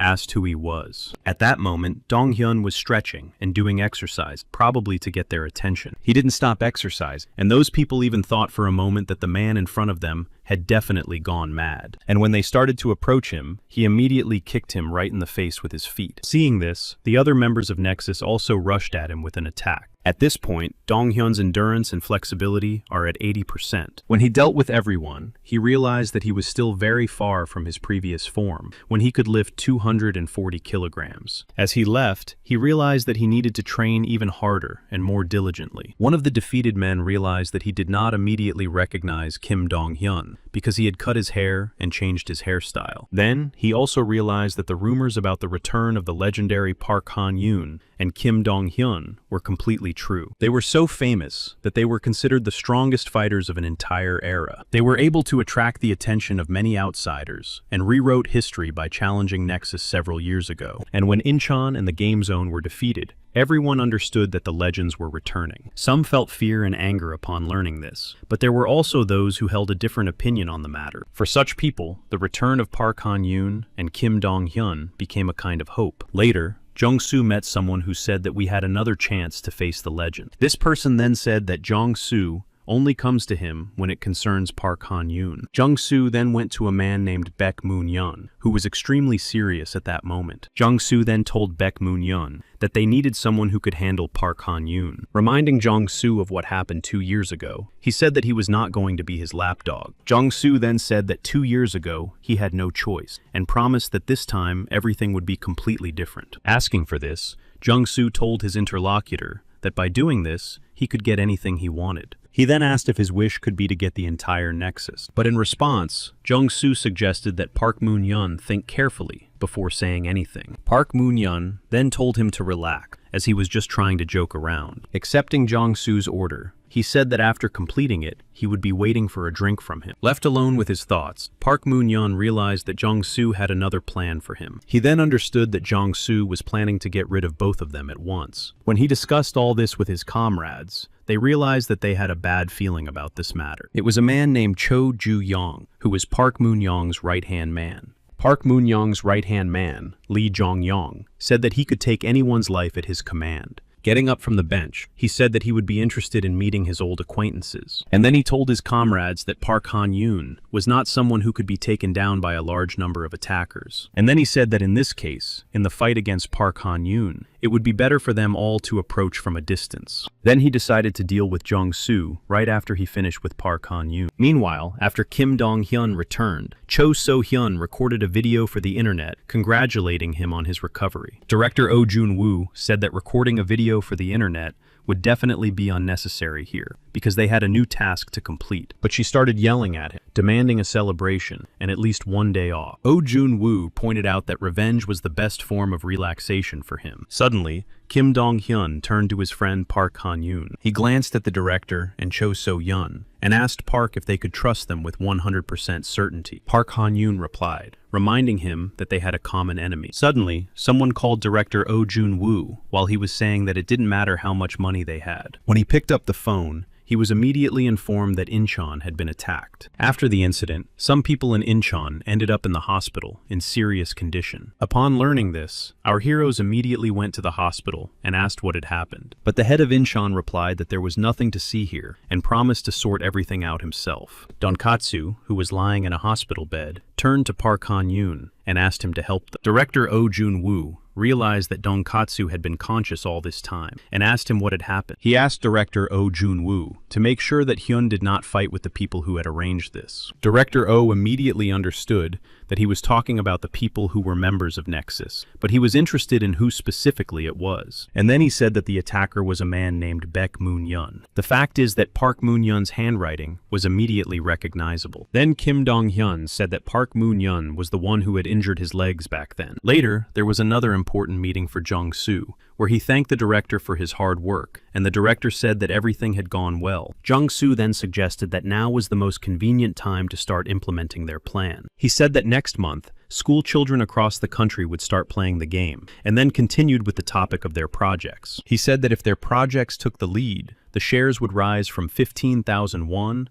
to 80,000 won. But the man opposite him was not sure that this was even possible, and looked at his opponent with distrust. But Jung-soo told him that sometimes you just have to believe, and everything will fall into place. Then, as he rode down in the elevator with another man, they talked about the game, which had orders placed all over the country, and that there would be no problems. Jung-soo told him that this was his area of responsibility, and therefore he did not plan to get involved. Then this man suggested that Jung-soo had decided to push Park Han-yoon into the hands of Baek Moon-yeon, and that unknown man, addressing Jung-soo, noted that using Baek Moon-yeon would leave a lot of dirty traces. Meanwhile, Kim Dong-hyun continued his strength training in the gym. Choi So-hyun also kept him company and trained while posting on social media. Suddenly, she suggested to Kim Dong-hyun that next time they shoot a joint video from the gym for social media. She said she needed his help in getting information about Baek Moon-yeon. While continuing to exercise, he began to talk about Baek Moon-yeon's genius. He said that among all the guys he had met, there were only 3 who were geniuses in combat. 2 of them were guys named Park Han-yoon and Kim Jong-soo. The third, but no less brilliant fighter, was Park Moon-yeon. He began telling a story that happened 2 years ago in a diner that he and Park liked, where they made sure no one would disturb them. When they were in class, a classmate told Dong-hyun about a transfer student from America who had defeated the students of Kangmun. Kim Dong-hyun found this very strange and thought about it. Then it happened that Baek Moon-yeon invaded his and Park Han-yoon's territory, and from that moment on, everything began to change dramatically. He was then able to subjugate all the schools in the surrounding area. In addition, he pitted them against each other in order to destroy the weakest among them. There was absolutely no reason for such actions, because he was simply that kind of person. Rumors about Baek Moon-yeon spread very quickly, and judging by the route, this school was supposed to be next. But no one at the school was worried about it because Kim Dong-hyun was there. And when Kim Dong-hyun was looking at his phone in class, someone walked in. When Kim Dong-hyun saw the person who had entered, he was simply shocked and asked what had happened to his face. Then the guy walked into the classroom and, addressing Kim Dong-hyun, warned him not to underestimate Park Moon-yeon. And when he fell to the floor, there was a note on his jacket with the place and time of the meeting with Kim Dong-hyun. That same evening, they arrived at the park at the appointed time. They waited for almost an hour and decided to start going home because it seemed to them that no one else was coming. Suddenly, right in front of them, another person fell down, and on his shirt was written that Park Moon-yeon does not forgive mistakes. He destroyed the school where Kim Dong-hyun studied from the shadows, and no one could catch him, and he drove him crazy, little by little. At that time, Kim Dong-hyun was enraged beyond belief and to the limit. But after some scoundrel found Kim Dong-hyun himself, it was on that ill-fated day that their crazy acquaintance took place. That evening, Baek Moon-yeon told Kim Dong-hyun that he was no longer the strongest in school, but rather an ordinary servant. Kim Dong-hyun could not tolerate the insult and began their fight without further discussion or explanation. Kim Dong-hyun was extremely annoyed and demanded an answer as to why he had been hiding from him all this time. Their fight went on for a long time, and his opponent was really strong. Park Moon-hyun then replied that his concealment was a message to make their battle more interesting by provoking Kim Dong-hyun's anger. Kim Dong-hyun was then extremely confident in his abilities and wanted to end their duel quickly with his final blow. But his confidence and strength were not enough to withstand Park Moon-hyun. Kim Dong-hyun then told Cho Song-hyun that if Park Han-yoon was a beast, then Park Moon-hyun was like a real cobra. He possessed a venom that blinded him with anger during battle. Kim Dong-hyun then explained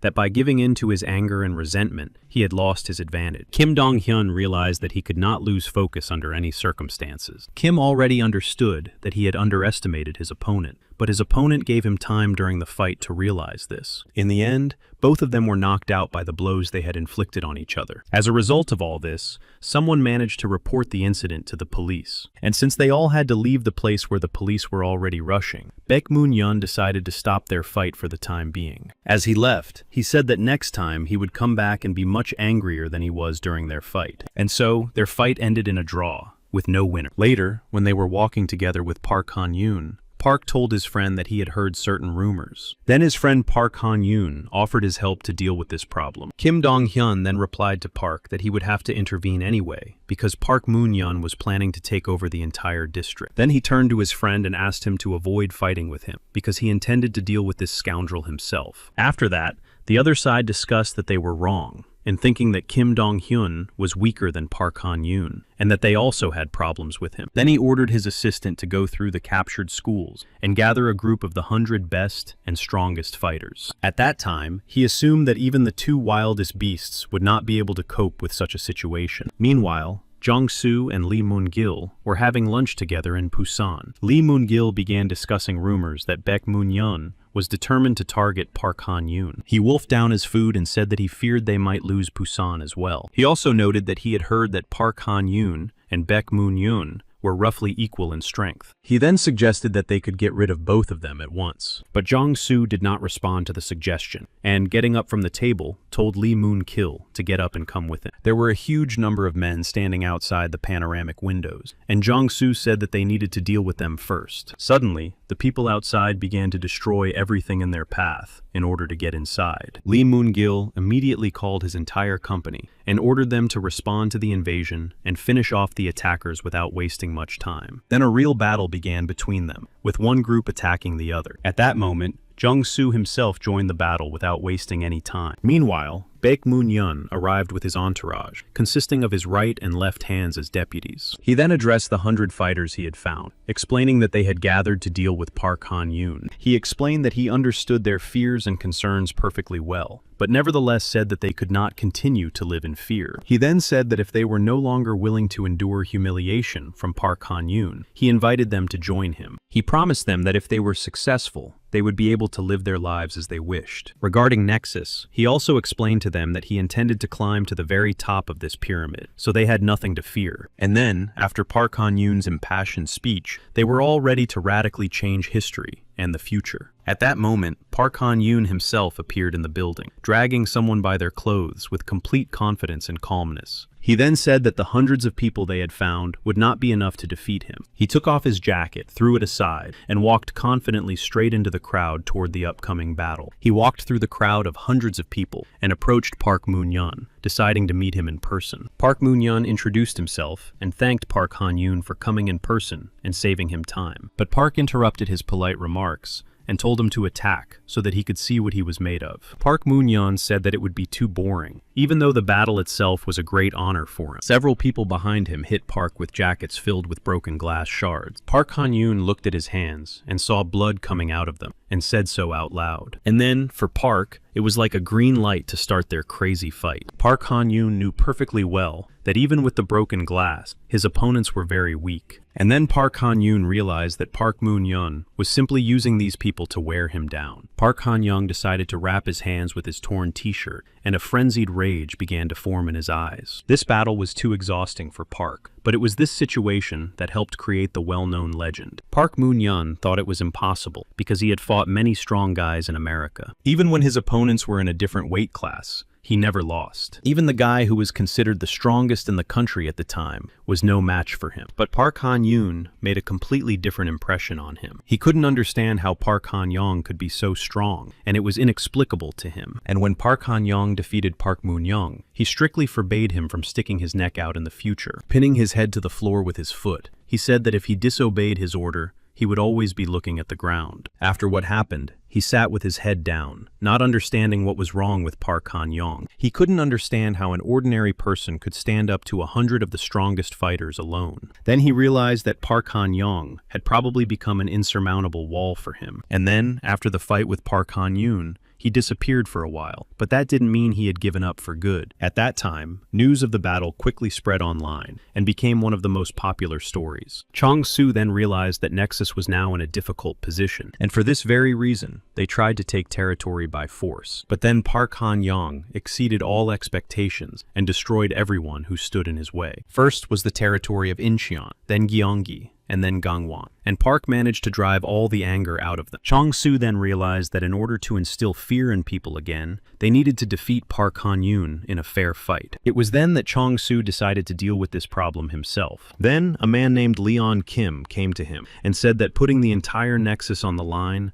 would be a very risky decision. He explained that it was not worth the risk for the sake of gaining just one district. They then discussed the possibility of recruiting someone who was not a member of Nexus. Jung-soo then came up with a new plan and went to talk to the previously defeated Baek Moon-hyun. Jung-soo then offered him a plan on how to deal with Park Han-yoon, and in return, he would be able to take these territories for himself. And then, to start with, he suggested seeing what Kim Jong-soo from Nexus was like. And when Park Moon-hyun started attacking, Jung-soo easily stopped his fist with his hand. Jung-soo then said that he had an excellent plan to defeat Park Han-yoon. He said that he was the best candidate for the job. Baek Moon-hyun replayed the events of the past in his head and felt humiliated again, so he asked Jung-soo to tell him about his plan. At that time, Kim Dong-hyun was returning home alone and was surrounded by a huge crowd of people. At that moment, Kim Dong-hyun thought that Nexus would still play by the rules of bare-handed combat. He couldn't even imagine that they would use dirty tricks and weapons in battle, and he underestimated them. When Kim Dong-hyun saw the attacker's hairstyle, he immediately recognized him. Then Park Moon-hyun sent a photo of his friend Dong-hyun and wrote the address and a message to hurry up in the message. When Park Han-yoon received the message, he was extremely shocked by what he saw, and that's how the final battle of that war began. When Park Han-yoon arrived at the appointed address and saw Park Moon-hyun, he reminded him that he had ordered him not to stick his neck out. But then he picked up an object and said he would never back down. And when he began to desperately beat his friend, Park Han-yoon immediately rushed to his aid. But it turned out to be a trap, and Park Han-yoon did not notice the chain he had fallen into. Everyone began pulling on different ends of the chain in order to grab and immobilize Park Han-yoon. But Park Han-yoon simply took all the chains and tore them apart, hurling them at their owners. In the end, he was unable to completely free himself from the chain, and those scoundrels pinned him right in the center of the room. But Baek Moon-hyun just shouted joyfully that the main thing in all this was not friendship and honesty, but victory and nothing else. Then he felt excessive excitement and asked Park Han-yoon to show him what he was capable of in order to save his friend. Then he ordered all his men to attack Park Han-yoon. But despite the chains, all the attackers flew apart, one after another. Seeing what Park was doing, they thought he was capable of breaking all these binding chains and considered him simply a monster. And that's exactly what happened. It wasn't long before the chains broke one after another. Then, the next part of the plan came into play, and they decided to set fire to everything around them. But then Park Moon-hyun approached and hit Park on the head, causing him to bleed. Seeing that Park Han-yoon had fallen to his knees from the blow, Park Moon-hyun thought that it was all over. Then he stepped on his head, shouting enthusiastically that he had defeated Park. When the building was already actively burning, they all shouted at Park Moon-hyun that he needed to leave as soon as possible. They dragged Park Moon-hyun away by force, as he couldn't bring himself to finish off Park Han-yoon. Park Han-yoon remained lying on the ground, and Kim Dong-hyun realized that it was all his fault. He understood that Park wouldn't have had to deal with these people if it weren't for him, and now the consequences of that battle still haunt them both. That day, Park approached Dong-hyun and apologized for being a little late. When they left the burning building, they were met by the police. A couple of days later, the police came back, and they realized that everything had been planned from the beginning. It was all set up to look like Park Han-yoon had arranged it all to take revenge on students from another school. All the witnesses who were there at the time testified against them, so the police were not on their side. The biggest problem was that the burned-down building belonged to Kim Jong-soo's family. At first, they demanded compensation, and then they demanded it from the parents. In the end, the injured party decided not to pursue the matter further. Jong-soo then said that a public apology from the perpetrators would be enough for him. Park came out of the shower and heard his father actively calling various companies trying to borrow money. Then Park Han-yoon went out into the street and started punching the walls in anger. And that's when their battle ended in complete defeat and humiliation. Then Jong-soo asked him in front of everyone if he felt guilty. He told him that Park was a nobody from the very beginning and suggested that he stay where he was and not raise his head again. With that, Kim Dong-hyun's story was complete, and he bowed his head and said that was all he knew about Baek Moon-yeon. He said that this was the reason for his initial refusal, that he would only get in the way again. She approached him and said that he shouldn't worry so much now, because everything was completely different now. She said that each of them had a different life before they all met. The director, sitting in his office, tried to think about what the main pillars of Nexus were. He thought that surely the main forces were not involved. Then, director Oh Jun-woo realized that they were just trying to buy time. When Park was returning home, his phone rang in his pants pocket. When he was distracted by the phone, a car sped by at high speed and knocked him down. When the car stopped, something was thrown from the window right at his feet, which Park Han-yoon couldn't help but notice. On the ground lay a photograph of his friend Dong-hyun and Chae So-hyun. Meanwhile, Jong-soo asked Moon-kil to help Park Han-yoon. Jong-soo told him that he wouldn't have to fight himself, but only asked him to hand over a certain number of people. He asked him to hand over the people who obeyed Nexus, as well as those who obeyed him. Moon-kil Jae replied to Jong-soo that he couldn't allow those people to become bargaining chips. Then he said that he intended to deal with Park Han-yoon himself. In response, Jong-soo said that it was not that he did not trust him, as it might seem at that moment. He told Moon-il that they had important matters to attend to, and that now was not the time for that. By this, he meant that now was not the time to get personally involved. He explained that such actions could seriously disrupt all their plans. He then suggested leaving all the cleanup work to Park Moon-yeon. Muriel just continued to listen silently to Jong-soo's words about how they now had more important things to do than this. Meanwhile, an unknown man was walking down the hallway of the boys' locker room. At that moment,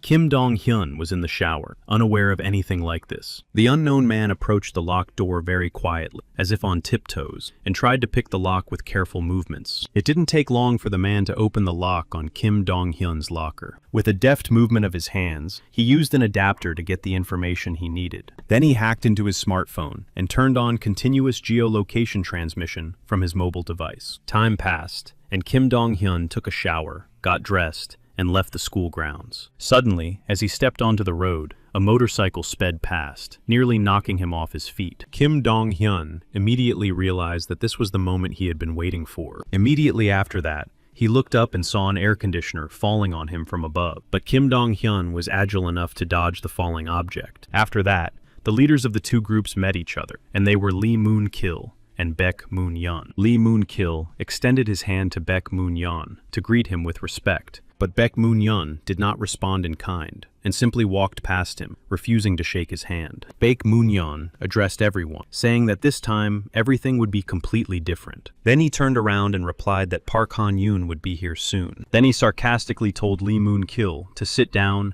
and humbly wait for the upcoming show. Meanwhile, Kim Dong-hyun was persistently trying to call someone. At that time, Park Han-yoon was looking at a photo of Cho and his friend Kim Dong-hyun. Then a message came to his phone from Kim Dong-hyun's hacked phone, saying that he was in trouble again and needed help. Attached to the message was the geolocation of where Kim Dong-hyun was supposedly now. When Park Han-yoon read the threat that his friend would never walk again, he immediately rushed in that direction. Then Kim Dong-hyun received a similar message on his phone. Only this time, it was from Park Han-yoon, and he immediately realized that they had both been tricked. The problem was that Park Han-yoon wasn't answering his phone, and it was very bad timing. Kim Dong-hyun understood that if he didn't do anything, history could repeat itself. One of Baek Moon-yeon's assistants suggested that he pay attention to the main gate of the building where they were now. Park Han-yoon was there, and Baek Moon-yeon shouted at him from above to come up to them as soon as possible. He shouted at him to hurry up, scaring him that his friend could simply lose his legs. When he went upstairs, he was the first to volunteer for the fight. And then, of course, it didn't take long, and you could even say that in that very second, he was hit in the jaw. And then, sending this man ahead of him, he rushed onward to save his friend. And when the others pounced on him, he was able to defeat them all in a second and moved on. Lee Moonkill noted that everyone who encountered Park Han-yoon downstairs were mere novices who had never participated in such battles. He said that they had no chance against the monster that was Park Han-yoon. Then, in the corridor, he encountered 2 more fighters who were probably intent on blocking his way upstairs. When he encountered the Nexus Elite and began to exchange blows with them, they easily dodged his attacks. Then one of them grabbed Park by the arm and began to throw him to the floor using martial arts techniques. Then, as if they had won the victory over him, they told Park Han-yoon that he should not interfere in the affairs of the Nexus. But the words of these guys from the Nexus Elite did not convince Park Han-yoon, and he rushed at them again with an attack. But those guys were not weak either, and they surrounded Park Han-yoon from all sides. No matter how hard Park Han-yoon tried to break free, he still couldn't. But Park Han-yoon found the perfect solution to this problem by simply slamming his opponent against the wall with himself. But they did not loosen their grip because they understood that Park Han-yoon was already very weak. Park Han-young pushed off and flipped himself upside down in order to damage his opponent. Suddenly, one of the opponents holding him gave up and loosened his grip due to the injuries he had sustained. Now all he had to do was defeat the second opponent, whom he had already taken into his hands. Lee Moonkill, addressing the rest of his men, said that they would probably not be able to defeat Park Han-young. Then Lee Moonkill turned to his comrades and said that they did not need to defeat Park Han-young, but simply needed to weaken him. They needed to focus on making Park Han-yoon lose all his stamina after fighting them. Park Han-yoon's next opponent was another strong guy from the Nexus gang. Next, they sent the guy who was considered the fastest in their gang into battle. Meanwhile, Cho So-hyun and Kim Dong-hyun were heading somewhere that would take about an hour to reach. They arrived in Incheon, and the leader of the group said that they had managed to find those who were able to hack their mobile devices. Then their whole company jumped on their motorcycles and headed to the next meeting place. Kim Dong-hyun was lost in thought and mentally asked Park Han-yoon to be patient a little longer. Meanwhile, Park Han-yoon attacked him, but none of his blows were successful because his opponent was truly strong. Although this fast man was asked not to attack, he decided to try it anyway. But that man was too confident and didn't notice how he ended up against the wall, which was very bad for him. He was surprised that Park Han-yoon was still able to stand after his 2 blows and continue to attack. At one point, his arm was grabbed, which was clearly not a good thing. Meanwhile, everyone began to panic when the entrance to the second floor was broken through. Lee Moonkill realized that Park was heading towards them too quickly and understood that those guys had not listened to him and had done everything wrong. Lee Moonkill could only hope that Park was now tired and that the 3rd and 4th floors would be a problem for him. Suddenly,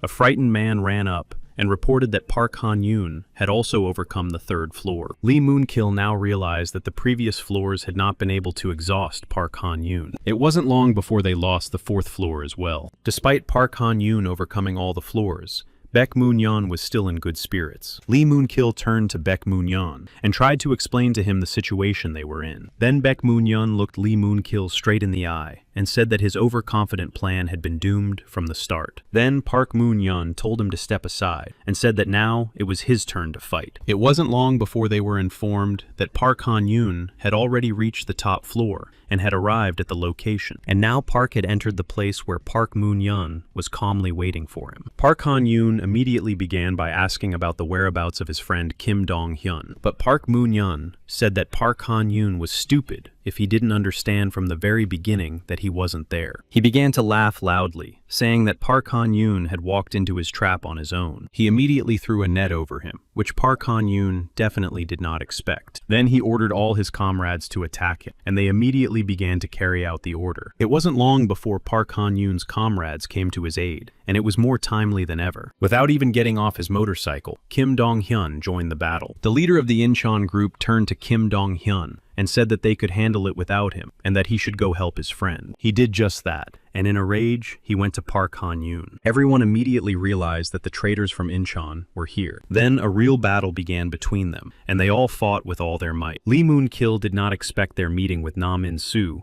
to happen in such a fortunate way, but Kim Dong-hyun refused to listen to his opponent, and began to attack him. He turned to Kim Dong-hyun and said that there was no need to fight and that he should go and rescue his friend Park Han-yoon. Then he walked away from Kim Dong-hyun and headed towards Na Min-soo, saying that he intended to deal with the traitor. Na Min-soo himself told Kim Dong-hyun to go to Park Han-yoon, promising that he would definitely take care of it himself. Lee Moon-kil felt a kind of excitement because he had been holding back Park Han-yoon for so long. But now his new target, Na Min-soo, had arrived. Na Min-soo then began to attack his opponent, suggesting that they play rock and roll. Meanwhile, the group still couldn't defeat Park Han-yoon. Meanwhile, Park Han-yoon managed to escape from the net that had been thrown at him, and the remaining fighters hung on him. Baek Moon-yeon was annoyed that Park Han-yoon had attacked him. Then Kim Dong-hyun appeared and said to Park that he had grown old because he had allowed himself to be held under the net for so long. But Park Han-yoon said that he was just having fun while waiting for Kim Dong-hyun. And then, when they met,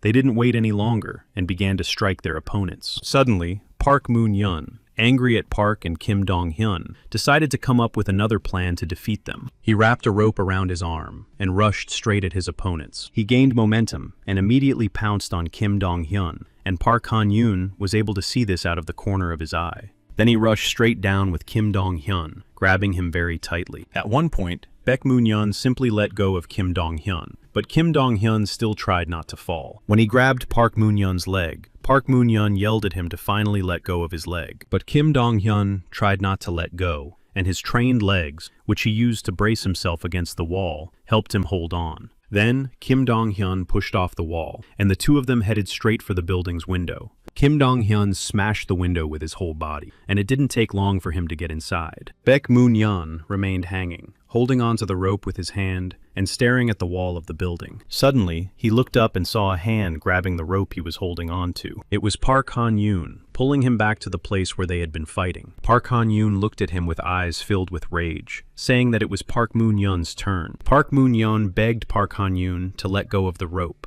realizing what was coming and how things would turn out. Park Han-yoon seemed not to hear his words, and with a sharp movement of his hands, forced Park Moon-yeon to fly towards him. It was not difficult for Park Moon-yeon to understand that his end was very near. After prolonged blows from Park Han-yoon, he asked him to stop. But then Kim Dong-hyun appeared and asked Park not to continue because he had his own score to settle with him. Park Han-yoon listened to his friend and gave him 5 minutes to finish what he had started. When Kim Dong-hyun approached Park Moon-yeon, he reminded him of the common cause that they had failed to complete. Kim Dong-hyun ordered him to get up, saying that they had just enough time for one round. Baek Moon-yeon did so, and, with very unflattering words, began his attack on Kim Dong-hyun. But his attack did not last long, as Kim Dong-hyun immediately counterattacked, defending himself from Baek Moon-yeon's attack. Kim Dong-hyun continued to strike him, saying that Park Moon-yeon's victories could not be called real victory. Comparing him to trash, he said that all his moves were just cheap bluffs. Suddenly, Park Han-yoon joined them, and Kim Dong-hyun did not understand why, because the 5 minutes he had been given were not over yet. But Park Han-yoon only said that he could no longer control his emotions. And then the two best friends decided to continue the fight with their opponent together. Park Moon-yeon, realizing what awaited him in the next few seconds,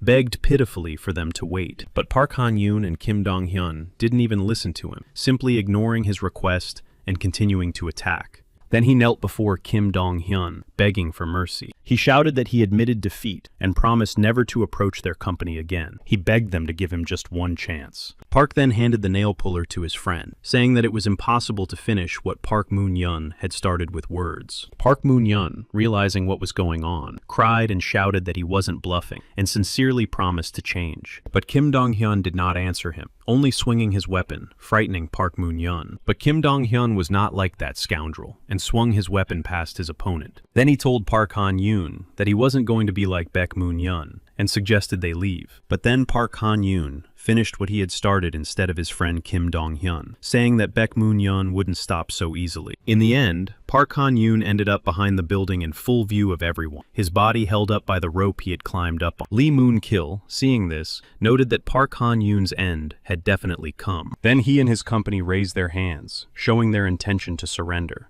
And Lee Moon-kil said that they would definitely meet again. Our heroes watched all this from above and just stood silently. Then Kim Dong-hyun turned to his friend Park and asked who their next target would be. Park Han-yoon replied without hesitation that their next target was someone named Kim Jong-soo. Then he looked up and said that now it was his turn to be punished. Time passed, and someone sat in a hospital room in a wheelchair due to numerous injuries. At the same time, Park Han-yoon was waiting for a group of guys. Park Han-yoon approached them, closer and closer, completely calm and not worried about anything. The leader of the group shouted to his guys that they had nothing to fear because they outnumbered them. But they definitely didn't know that Park Han-yoon himself would come to meet them, and it was a surprise for them. And of course, Park Han-yoon, approaching them, immediately began to attack without unnecessary conversation. After inflicting damage on the leader of their group, he immediately set about the rest, and of course, he did it perfectly. Chu So-hyun could only watch the news about Park Han-yoon, who had finished clearing out the Dongsan school, but director Oh Jun-woo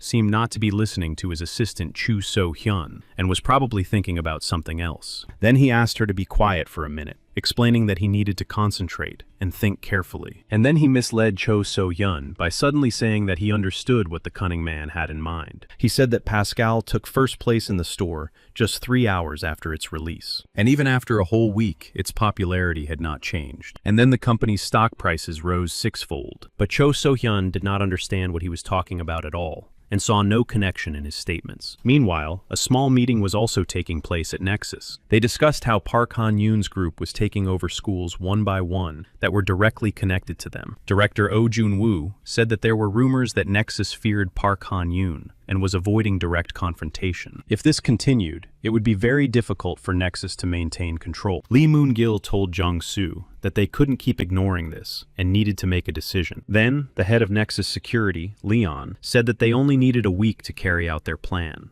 Jung-soo said that they needed to avoid a clash with Park Han-yoon and hold out for another week at all costs. Leon added that they were big enough to withstand what he considered to be childish attacks. But as he left, Jung-soo repeated that they needed to be patient a little longer, and then he would make everything change dramatically. Then he noted that the 100 million won would also end up in their hands. Suddenly, Lee Moon-gil said that he had an idea on how to defeat their rivals. Jung-soo turned to him and nodded, allowing him to proceed. Meanwhile, Cho So-hyun told her friends that Nam In-soo and Park Han-yoon would deal with the schools she had named. Then, turning the pages of her notes, she turned to Kim Dong-hyun. She mentioned Dongtaek High School and the name Choi Pek-hyun. Then she slammed her notebook shut and said that their meeting was over for the day. After that, she smiled sweetly and said that their next meeting would be tomorrow at lunchtime. After everyone started to leave, Cho So-hyun put on her helmet and was ready to leave, but someone called out to her. It was Kim Dong-hyun, who expressed his suspicion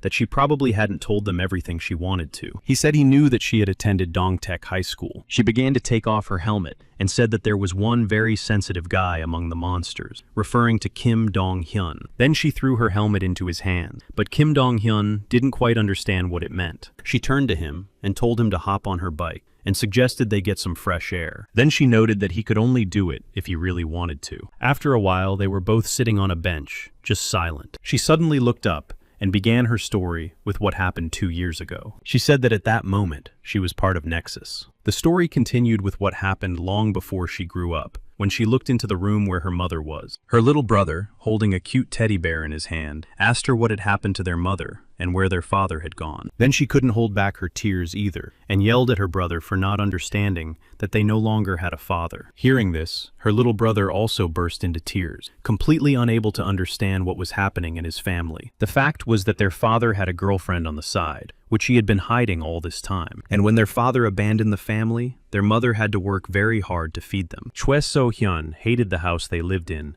because there were bugs everywhere, which was one of the reasons for her hatred. She tried in every way to escape from home to school as soon as possible, and her mother wished her luck every time. And in the end, she started spending time with those who were like her, for the sake of feeling like she belonged to something. At that time, they gathered in large groups, and she liked Nexus for its sense of security and impunity. Later, Cho So-hyun's homeroom teacher approached her at school. He came up to her and told her to follow him, and she did so without asking any questions. As she followed him, she asked him to spare her the lectures she didn't need, since she was going to drop out anyway. But he turned around and replied curtly that he had no intention of interfering in her complicated life. But he was curious as to why she had started studying in the first place, if she intended to drop out and leave. He told her that he had seen her math test results, which were 80 points, and that was quite a lot. But she just shouted back at him that she had simply guessed most of the answers. Then he handed her her backpack and told her not to talk nonsense. He told her to continue studying,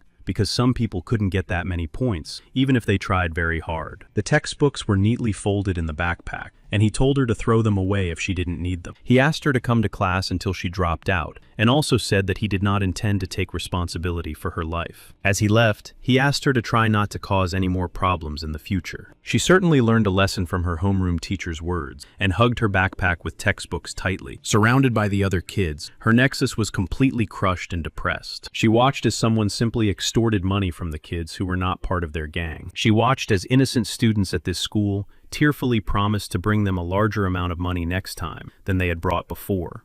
But their promises were simply unnecessary to those people, because they had no intention of letting them go, and were determined to teach them a lesson. And then Cho So-hyun jumped up from where she was sitting, and rushed straight to where it was all happening. She ran up and threw her backpack right at the scoundrel's head. She started yelling at him that he had lost his mind, and that he couldn't treat middle-class kids like that. She yelled at him that even for him, these actions were extremely low. One of the group grabbed her by the hair and, addressing her in very unflattering terms, said that she had crossed all boundaries. He told her to look at her own worthless life first, and then talk about the lives of others. After that, he hit her in the face, and she staggered, barely managing to stay on her feet. Then she fell onto the asphalt, and her attacker ordered her to be quiet and not say another word. At that moment, someone appeared, picked up a bat, and began to scatter the thugs in different directions. It didn't take long for him to overcome everyone who stood in his way, and he headed straight for Cho So-hyun. When she saw who the man was, she was in complete shock and didn't understand why he had come there. It turned out that this person was her younger brother. The members of the gang had no idea who he was, and immediately rushed at him to attack. But the one who was about to attack him fell to the side a second after his attempt. Then he grabbed him by the hair and slammed his face into the ground. Choi So-hyun was shocked and shouted her brother Park Hyun's name. But Park Hyun didn't seem to hear her, and, picking up a motorcycle helmet,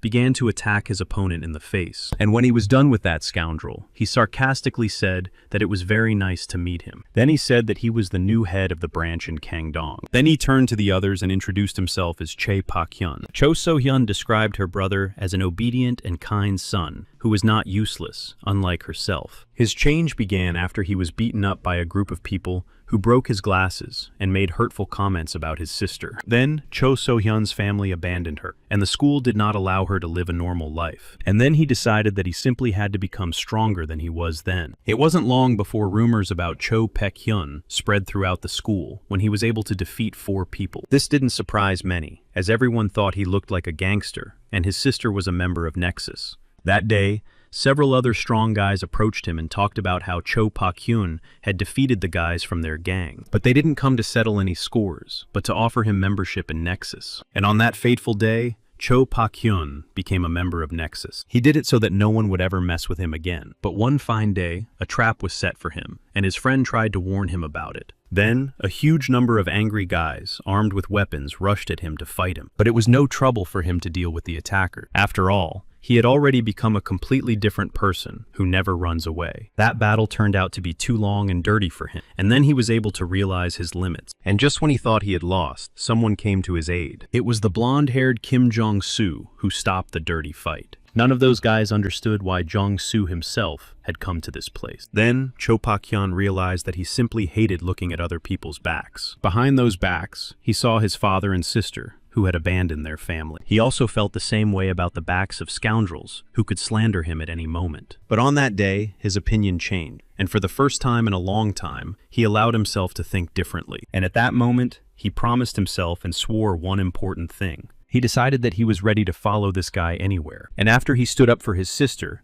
she asked him why he joined Nexus, hanging her head. But he only replied that she had no right to ask about it. He said that he was only following Jong-soo's orders, because Jong-soo had made him the boss in this area. Then he told her not to get involved in this matter, and not to interfere. Otherwise, there would be consequences for her, even though they were family. Then he told his sister that otherwise, he would take her life. Later, he discussed with his comrades that the teachers did not want to cooperate, and did not understand how dangerous Nexus could be for them. Then he told them that everything had to change, and that they had to do exactly as he said. But they refused to listen to him. pointing out that he was much younger than them. And then he began to attack them, intending to prove that age was completely irrelevant because power ruled everything. And when Cho Pak-hyun took his life, everyone looked at him and his actions with horror. Choi Pak-hyun then said that anyone who didn't like something could come to him for an explanation at any time convenient for them. But then he also told them all to remember one important thing. He explained that if they wanted an explanation, they would all have to be prepared for what they had just seen. Choi So-hyun just watched what was happening from the sidelines. After that,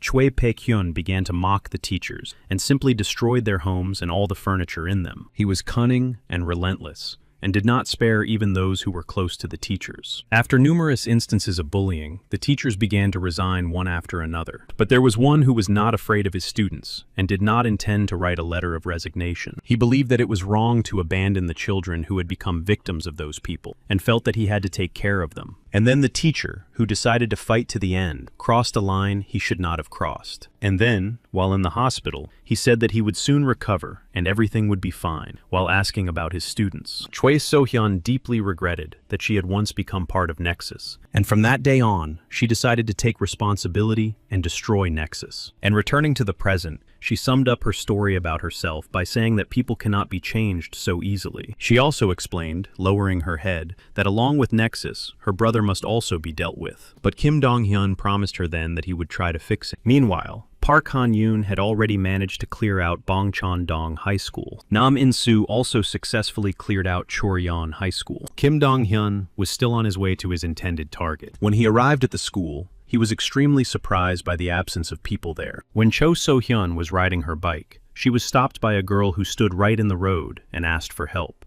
When she stopped and asked what was wrong, the girl said she didn't believe that Cho So-hyun was once called smart. Choi So-hyun herself was extremely surprised to hear this, and just stared at her with wide eyes. And then, before long, Choi So-hyun was simply surrounded. She was then ordered to follow them silently if she didn't want to get into trouble. But suddenly, he touched his shoulder, and she picked up her helmet and hit him with it. But she was immediately grabbed by the hair from behind and ordered to follow them. Choi So-hyun pushed the girl away with her elbow, showing her resistance with her whole body. But her attempts to resist did not last long, and just as she was about to give up, she was hit on the head from behind. When she came to, she found herself locked in a room. She banged on the locked door with all her might and shouted at her brother to let her out immediately. When he came, he asked his friend how long she had been screaming, and he replied that she had been screaming for about 2 hours. Then he walked up to the door, leaned his foot against it, and told her to listen carefully to what he was about to say. He ordered her to sit quietly, and only then would nothing bad happen to her. He explained that if she made a scene again, it would be considered interference in Jung Soo-hyun's affairs. She then dropped the phone and said she would just lie there as he demanded. But she also added that it was more likely that he would not return home safe and sound. Meanwhile, Lee Moon-gil informed Jeon Soo-hyun that Cho So-hyun had been captured and that Park's group valued loyalty. That is why he was confident that this would buy them enough time. Jeon Soo-hyun listened to him and said to continue following the plan. He added that they were on the home stretch. Meanwhile, Director Oh Jun-woo gathered the guys and told them to try their best not to take any measures to rescue Cho So-hyun. He explained that since they had come to such measures, they could not take any big risks. But he also said that Jeon Soo-hyun's condition would continue to worsen, and at some point, he would no longer be able to stop him. Therefore, he decided that even though it was risky, they needed to continue attacking Nexus. After listening to Director Oh Jun-woo,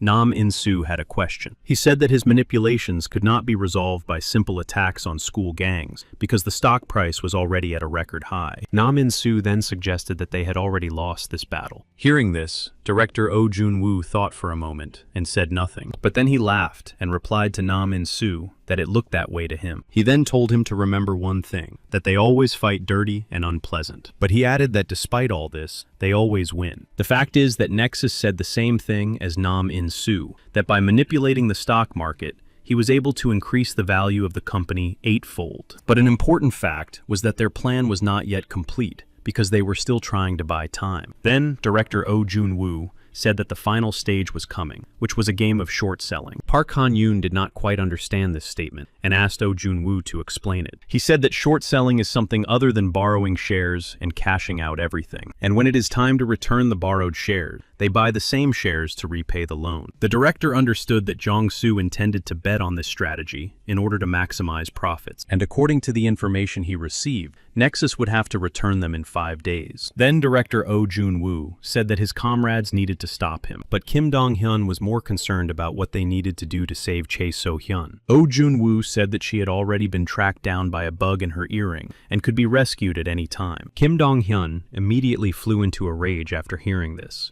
because the director had not told him about it right away. Oh Jun-woo himself could not help but notice Kim Dong-hyun's violent reaction. When Oh Jun-woo asked Kim Dong-hyun if he had fallen in love, Kim didn't even know how to respond and froze for a moment. Then he replied that it wasn't about that at all, but that if someone from their company was in trouble, they needed to rush to their rescue. Director Oh Jun-woo suggested not to dwell on this, but nevertheless considered Kim Jun-woo's reaction to be very appropriate. Then Jun-woo said that they didn't have much time, and if the guys understood everything, he would tell them to go and carry out their plans. But Park Han-yoon said that he still didn't understand anything. Nam In-soo said that they didn't need to think too much about it, because their only task was to win the battle. As Park Han-yoon and Nam In-soo were leaving, the director added that dealing with the financial issue would be his responsibility alone. Meanwhile, our heroes had already arrived at the place where their friend Cho So-hyun was hidden and encountered a large number of fighters. Park Han-yoon told Kim Dong-hyun to go ahead while he cleared the way. When this happened, one of the group ran to the leaders and reported that Park Han-yoon and Kim Dong-hyun had broken through. At first, he didn't understand how they were able to find them, but then it dawned on him that Cho So-hyun had a tracking device on her. Choi So-hyun turned to him and said that his games were over and that his end was coming soon. Suddenly, he opened the door to the room where Choi So-hyun was locked up and said that she didn't understand the situation at all. He looked at her with wild eyes and said that only she herself would meet her end here. Meanwhile, our heroes continued to fight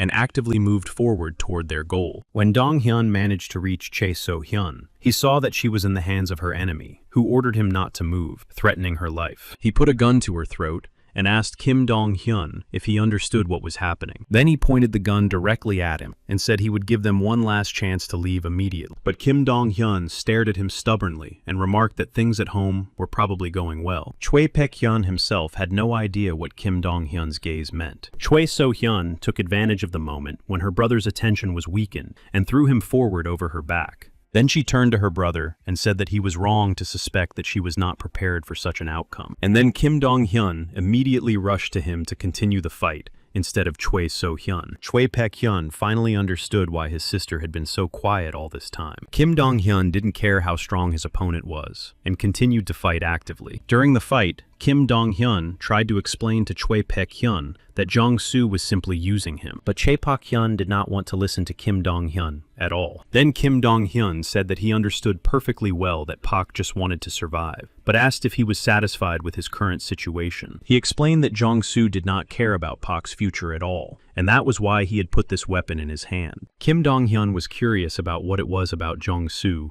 that made Chae Pak-hyun follow him unconditionally. Saying that Kim Dong-hyun knew nothing, he lunged at him with an attack, but it was unsuccessful. After that, Kim Dong-hyun said that he didn't need to know anything about his past. And when Kim Dong-hyun was about to leave, Chae Pak-hyun lowered his head and addressed him. He flew into a rage and started shouting that their battle was not over yet, because he had only just begun their fight. Kim Dong-hyun turned around and, striking him again, told him to calm down, because his actions would not change anything. Seeing what was happening, memories from her childhood related to her brother began to surface in Cho So-hyun's mind. Then she couldn't take it anymore and stood right in front of her younger brother. She felt uncontrollable hatred for him and struck him. With tears in her eyes, she yelled at him to finally stop, calling him crazy. Turning to her brother, she said that because of Nexus, one person could be crippled forever. She also talked about Park, who had lost everything in his life because of Nexus, and about Oh Jun-woo, who had lost a friend because of Nexus. She tried to make him understand that Nexus was just using him and would throw him away as soon as he became useless. After saying this, she apologized to him for leaving him in a difficult moment. But her brother didn't want to listen to her at all, and sarcastically asked what she was talking about. Kim Dong-hyun joined the conversation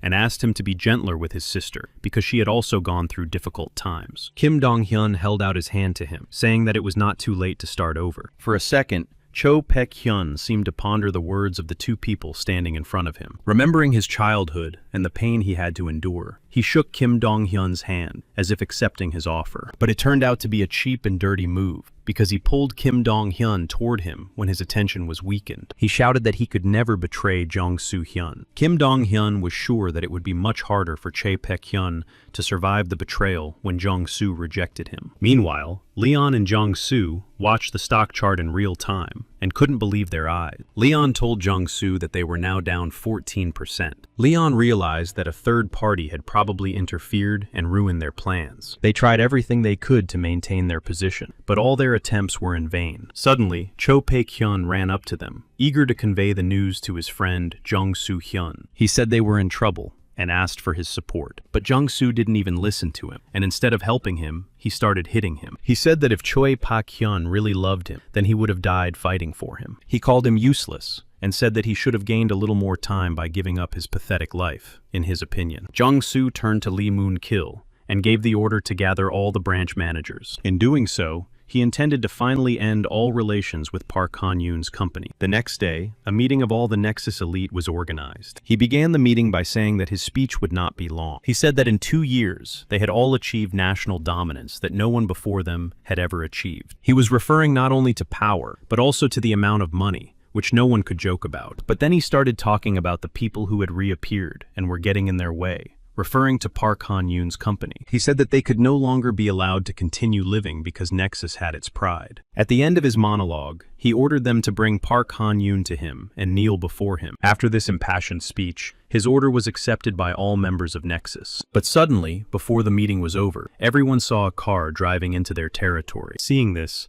none of them understood who it could be. The car sped into the territory and stopped right next to Jong Soo-hyun. Then the entire company, led by director Oh Jun-woo, got out of the car. Oh Jun-woo approached him, reminding him of their promise to meet again soon after their last meeting. He also reminded him of his promise that when they met, Jeon-soo would not have such a calm expression on his face as he did then. Jeon-soo looked at him and replied that he did not think he would come here in person. Oh Jun-woo said that he would never have achieved this if he were normal. Then, feeling excited, Oh Jun-woo suggested ending it all with a 3-on-3 battle. Jeon Soo-hyun replied that he didn't want to disappoint Oh Jun-woo. Oh Jun-woo then said that he intended to risk everything in this battle. He then proposed that if he won, he would destroy Nexus, and if he lost, he would give up everything he had and never bother them again. Then, feeling even more excited, Oh Jun-woo suggested that Jong-soo was simply afraid. After thinking about it, Jong-soo decided that it wasn't a bad deal. He then added another condition. If he lost, he would give them Park Han-yoon. At that point, Park Han-yoon himself joined the conversation and said he was ready to accept the terms. And then it was decided to start their battle, where the losing side would be the one that lost the ability to fight. And then, on their side, Chung-soo Lee Mun-kil and Kim Chi-hyuk, who was the head of the Kangwon branch, were put forward for battle. And then, surrounded by a large crowd, they decided to start a battle where each of them would risk their lives. Nam In-soo and Kim Chi-hyuk were the first to decide to fight, and the opponent, turning to Nam In-soo, said that it would be difficult for him because of the difference in weight. It wasn't long before their fierce battle with each other began. Nam In-soo was definitely having a hard time, but he wasn't going to give up. Kim Chi-hyuk knew that even though there was a weight difference, he was still able to hurt him pretty badly. Then, everyone saw Kim Chi-hyuk take off his shoes to keep fighting. Everyone understood that since he was now without shoes, an entertaining fight awaited them. Director Oh Jun-woo shouted at Nam In-soo to be careful and not let him grab him, otherwise it would be the end for him. But before he could think about it, his opponent managed to grab him. Choi So-hyun shouted at him to pull himself together, and that it was not over yet. The fact was that there were rumors about Kim Chi-hyuk, that he had uprooted a sprawling village tree. Before their fight, Oh Jun-woo explained to Nam In-soo that despite everything, he was still much stronger than him. And then he told Oh Jun-woo that he had no intention of giving up, even if his chances of winning were slim. Oh Jun-woo then said that a person always has a chance to catch a bull by the horns. And when Nam In-soo finally managed to break free from Kim Chi-hyuk's grip, everyone was very surprised. Nam In-soo then realized that if he fell into his hands again, it would definitely be the end for him. Nam In-soo then turned on his brain and realized that he needed to block his opponent's vision. Then he decided to continue boxing and attack his opponent again. But that was still not enough to cause significant damage to his opponent. However, one of the blows did noticeably shake him. Meanwhile, Nam In-soo continued to cover his opponent's eyes and then strike him again and again. When Lee Moon-kil saw the smiling face of Oh Jun-woo,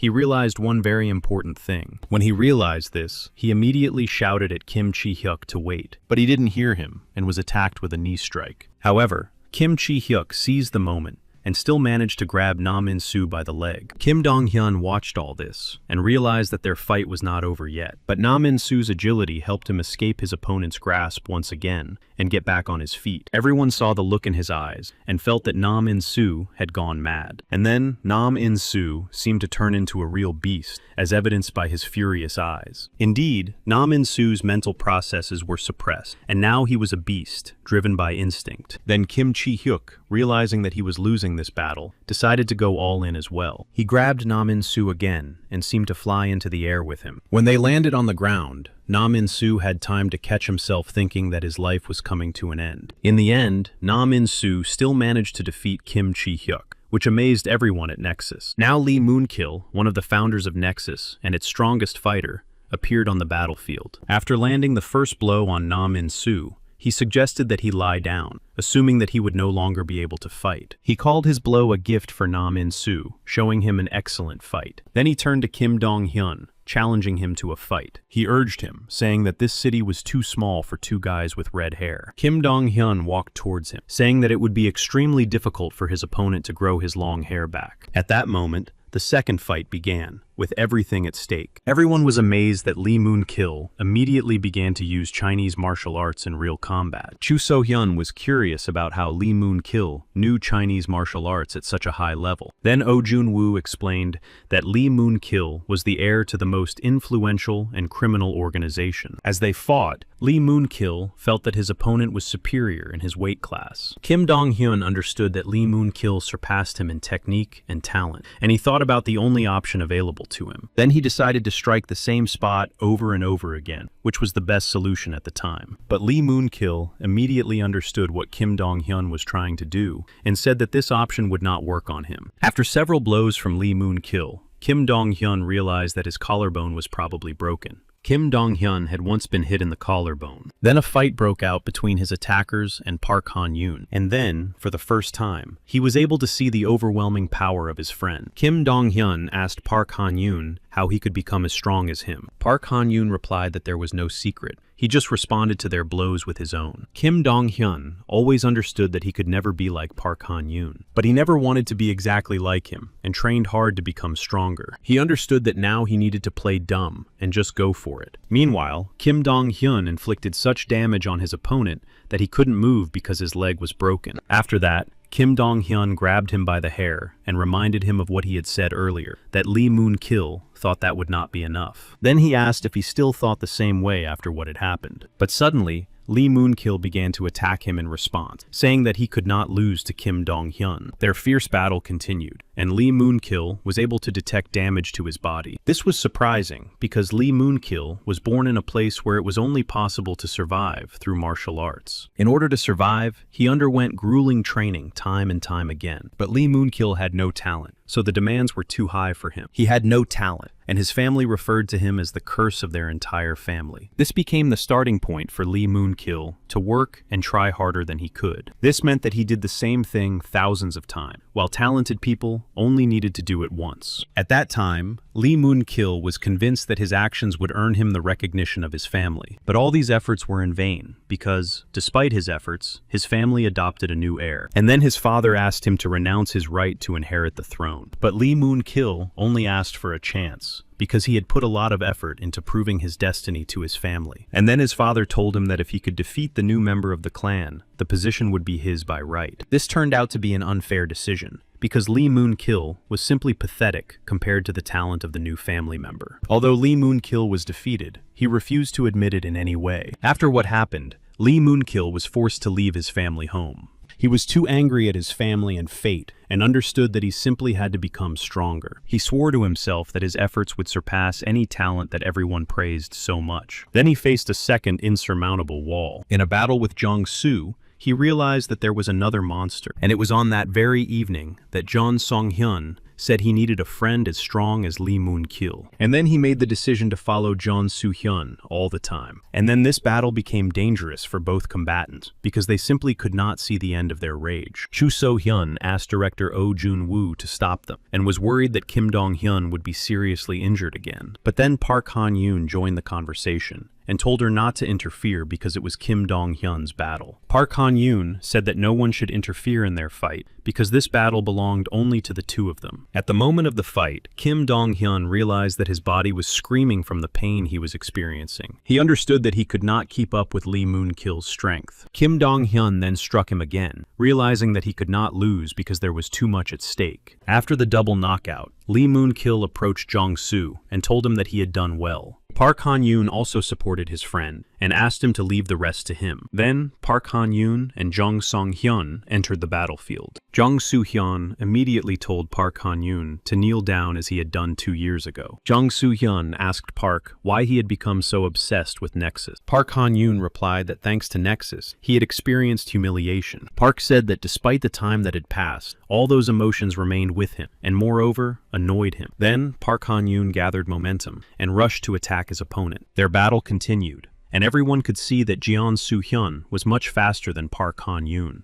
At that moment, Jeon Soo-hyun had a bad feeling that came from within. There were always rumors that Kim Jong-soo was able to predict his opponent's next move, but Jong-soo himself behaved as if he could really see the future and continued to attack Park Han-yoon. Jong-soo said that Park Han-yoon would not be able to defeat him using only his strength and adaptability. Jong-soo began to approach Park Han-yoon and tell him that he had been wrong to consider himself special all this time. Meanwhile, Kim Dong-hyun sat by the car and thought that Park Han-yoon could not lose, even though his fight had ended in a draw. He kept thinking that they had put everything they had, and even more on the line in this battle. Then Park stood up and walked towards his opponent, saying that he was no longer going to listen to his comments. After these words, the atmosphere definitely changed, and there was even more tension in the air. Images of Park Han-yoon defeating him began to appear in Jeon Soo-hyun's mind, and he realized that it was all just his imagination. But Jeon Soo-hyun's visions deceived him, and he was attacked right in the stomach. He tried to anticipate Park Han-yoon's movements, but each of his visions deceived him. No one understood how Park Han-yoon was able to gain the upper hand and do it out of nowhere. Then, Oh Jun-woo said that Park had been holding back all this time and trying to defeat him without killing him. Chu So-hyun didn't quite understand what Oh Jun-woo meant. Oh Jun-woo said that Park Han-young had now decided not to be lenient with him. This explains why Park Han-young's father did not teach him martial arts, even though he had his own gym. The reason was that if a person with such a body made a mistake, he would regret it for the rest of his life. Despite the fact that he never learned anything, he continued to become stronger thanks to real experience. After all, he considered Park Han-yoon to be a monster who evolves on his own.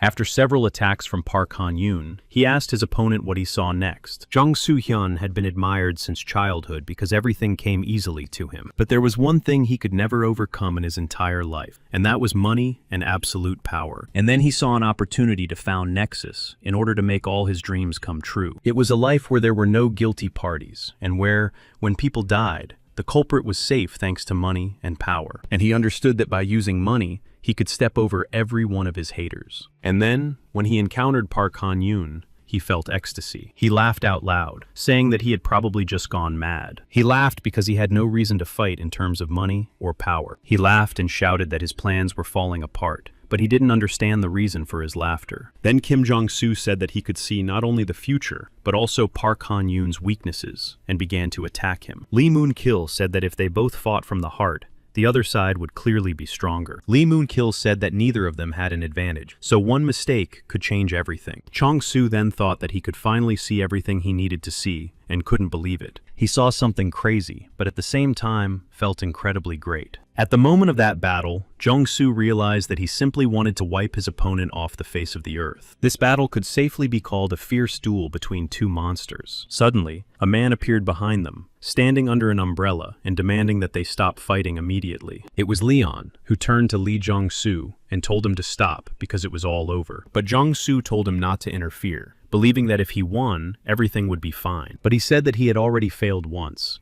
and now history would definitely repeat itself. Park Han-yoon joined the conversation and demanded that they not interfere, as this matter did not concern him at all. When Park tried to forcibly push Leon away, Cheon-soo stopped his hand. Cheon-soo then loudly announced to everyone that from that moment on, Nexus was officially disbanded. Everyone was surprised, including director Oh Jun-woo, whose eyes widened impossibly. Oh Jun-woo began to shout that he did not understand his action and asked him not to treat him this way. Then Leon sarcastically said that Oh Jun-woo had achieved what he wanted, as if he had something in mind. As he left, Leon told Jeon Soo-hyun not to lose heart, as a new opportunity might arise. Jeon Soo-hyun then sat down on the ground, and with his head bowed, wet from the rain, thought that he had indeed lost. Oh Jun-woo was furious and lunged at Jeon-soo, demanding that he get up from the ground. He demanded that he not give up and kneel before Park Han-yoon. After what happened, Oh Jun-woo called a meeting to discuss the possibility that there was something bigger than Nexus behind it all. At the same time, he said that he suspected that there was nothing they could do about it. Oh Jun-woo did not consider what had happened a victory at all, because they had simply mocked their anger. And then he asked his comrades to give him time to find out what was behind Nexus, and then the battle would resume. And then it was decided to return to normal life for a while. They all had an extremely uneasy feeling that it was as if they had never fought Nexus. A month passed, and Cho So-hyun went to her usual store to shop. She talked to the cashier and tried to find out what he was going to do today. She was curious if he intended to become a man today, and asked him sarcastically about it. At that moment, the people who entered the store immediately recognized Cho So-hyun and started shouting that she was there. The cashier covered his eyes with his hands, thinking that when she was around, he behaved extremely foolishly. He mentally asked himself to relax, because he had been preparing for this moment for a very long time. He thought that Cho So-hyun was interested in him because she always bought the same food and came at the same time. And then he decided to take the first step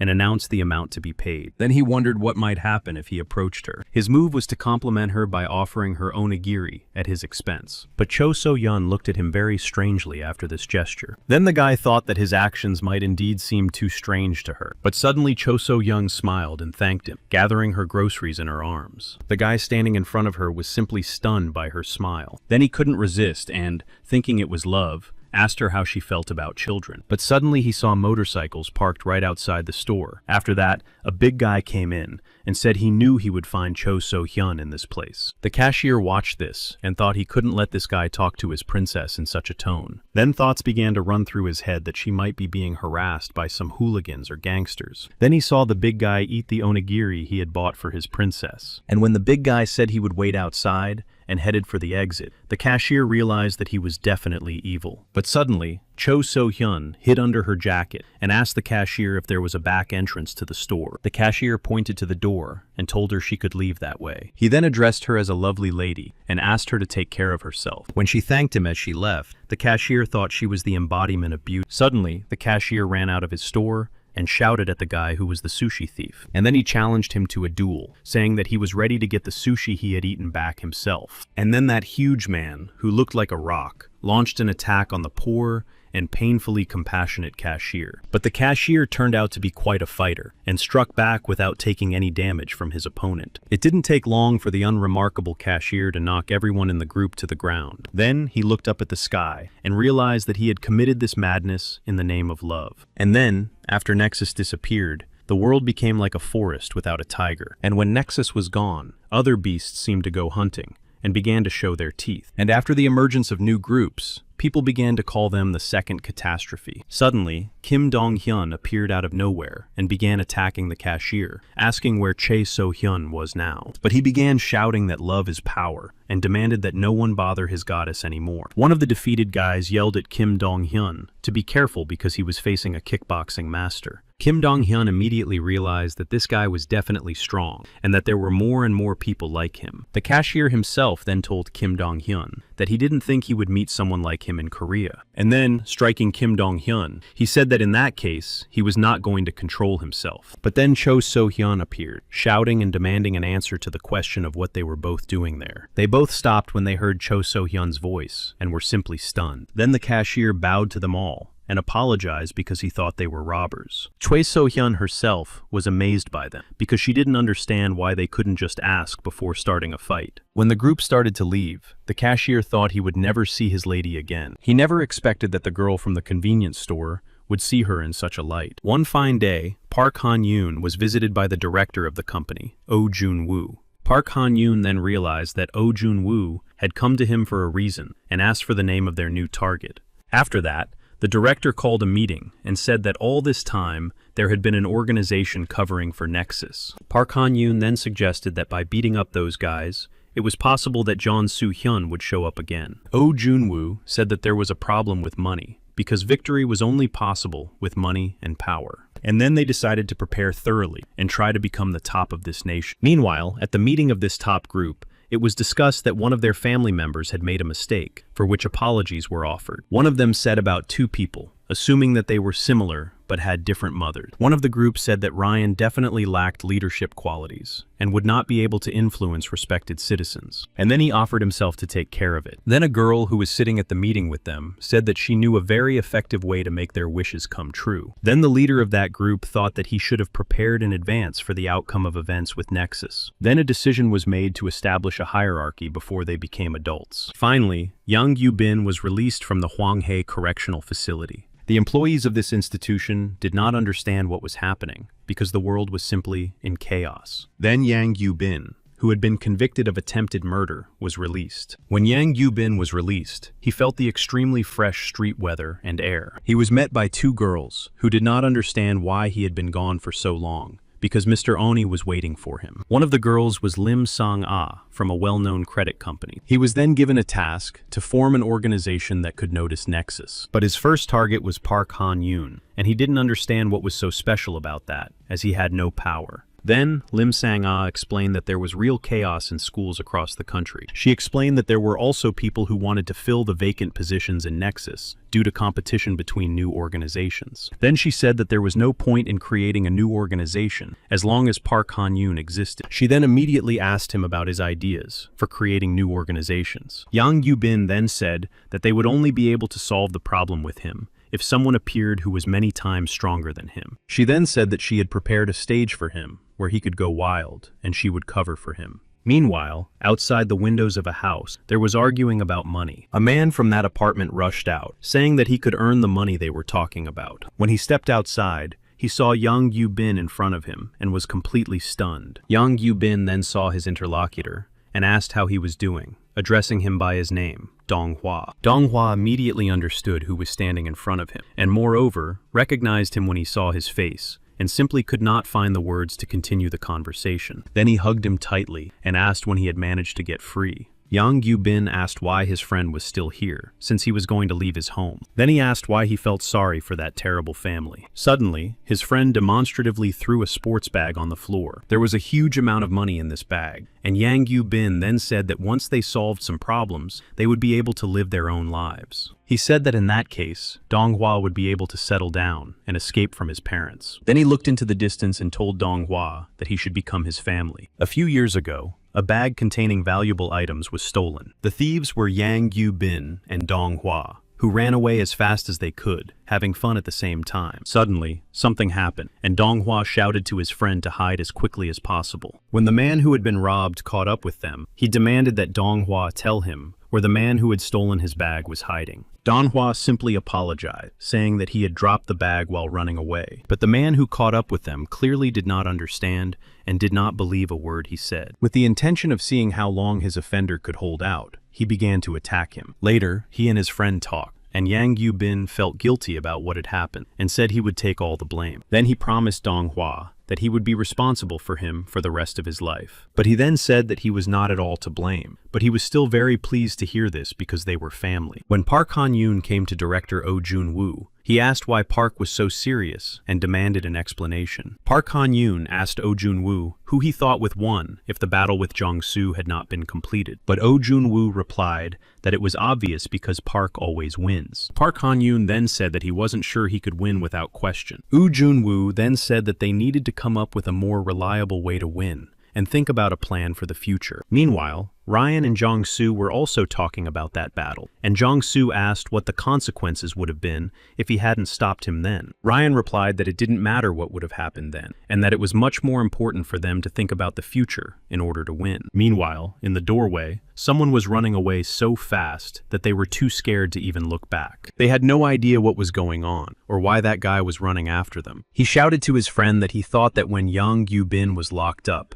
Donghua would disappear with him. Then they could see Yang Yubin himself, looking at them from under his eyebrows. And then those guys were surrounded, with Donghua on one side and Yang Yubin on the other. Yang Yubin asked him if he could repeat to his face what he had said behind his back. He then said that he probably enjoyed imagining himself as the boss while Yang Yubin was away. Then he fell to his knees in front of him and apologized for his behavior, explaining that he had simply lost his mind. Then Yang Yubin said that he was not generous enough to just leave things as they were. He asked him to show him sincerity, because then he would no longer have to hide for the rest of his life. Then he picked up a brick from the ground, thanks to Yang Yubin. To prove his sincerity, the man hit his own hand with the brick, while Yang Yubin just watched. Later, they met with their other friend, and a girl from the group reminded Yang Yubin that she had asked him not to cause any trouble. The girl suggested that Yang Yubin was trying to show everyone how rude and uneducated he was. Yang Yubin replied that he had things to take care of. Then he talked about the money that was running out very quickly, because he was used to living on the edge and had spent everything on his children. She replied that she was willing to give him as much money as he needed, but in that case, he had to remember one thing. She told him to remember that from that moment on, he would have to do only what she told him to do, without any initiative. She said that he had to understand that there were things worse than his miserable life. He picked up the bag full of money and said that he wasn't sure that such a thing existed. But then he added that perhaps their trust in each other had grown stronger than it had been before. Meanwhile, Oh Junwoo discovered unusual activity in two areas. He was able to find a place where fierce battles for territory had previously taken place, but now it had suddenly become quiet. He also mentioned the area around Kongsong School, which had not been closed before, but had now begun to form alliances. He concluded that this was usually a sign of the emergence of a new, influential player. Choi So-hyun inquired, and said that one of them was a graduate of the colony, and the other was a transfer student. She said that only their origins gave rise to prejudice. Then she said she was ready to deal with the situation in the Kongsong area. Then she noted that she had never seen the guy before. Meanwhile, the cashier fell into despair, realizing that after the battle with Kim Dong-hyun, his goddess had not returned. Then he looked at his fist and realized that she probably didn't like violent and rough guys like him. Then he felt his heart breaking into pieces from unrequited love. He grieved and mentally asked her to come back, and he couldn't stop thinking about her. Not long after his pleading thoughts, his goddess appeared at the door of the store. She burst into the store and immediately ran up to him, addressing him by his name, Jung Jong-hyun, and noting that he was 19 years old. She said she knew that after Nexus disappeared, he had moved from Thailand to Korea. She also mentioned that a few days after the transfer, he had taken over all the schools in the Kangsong area. Then she demanded that he answer the question of who he really was. He involuntarily raised his hand to his face, which meant only that he was extremely surprised by what he had heard. Then he shouted at her that he knew nothing about the seizure of any schools. He began to shout at her that immediately after moving to Korea, he had simply kept quiet, but Cho So-hyun demanded that he stop joking and explain whether he knew anything about what she had said. But suddenly, the window next to her was broken, and an air conditioner flew straight towards her. It was the man who had approached the cashier and said that he had contacted his friends. It turned out that it was the Kangsong District Alliance, whose leader demanded that Jongju come out immediately. Meanwhile, Cho So-hyun was frightened and hid behind Jong Jo-woo. The cashier himself said that he thought there had been another misunderstanding. Heading towards them, he noted that it was not the best situation for a conversation, and said that he would bring them some regular water for ramen. Choi So-hyun, hearing what he was going to do,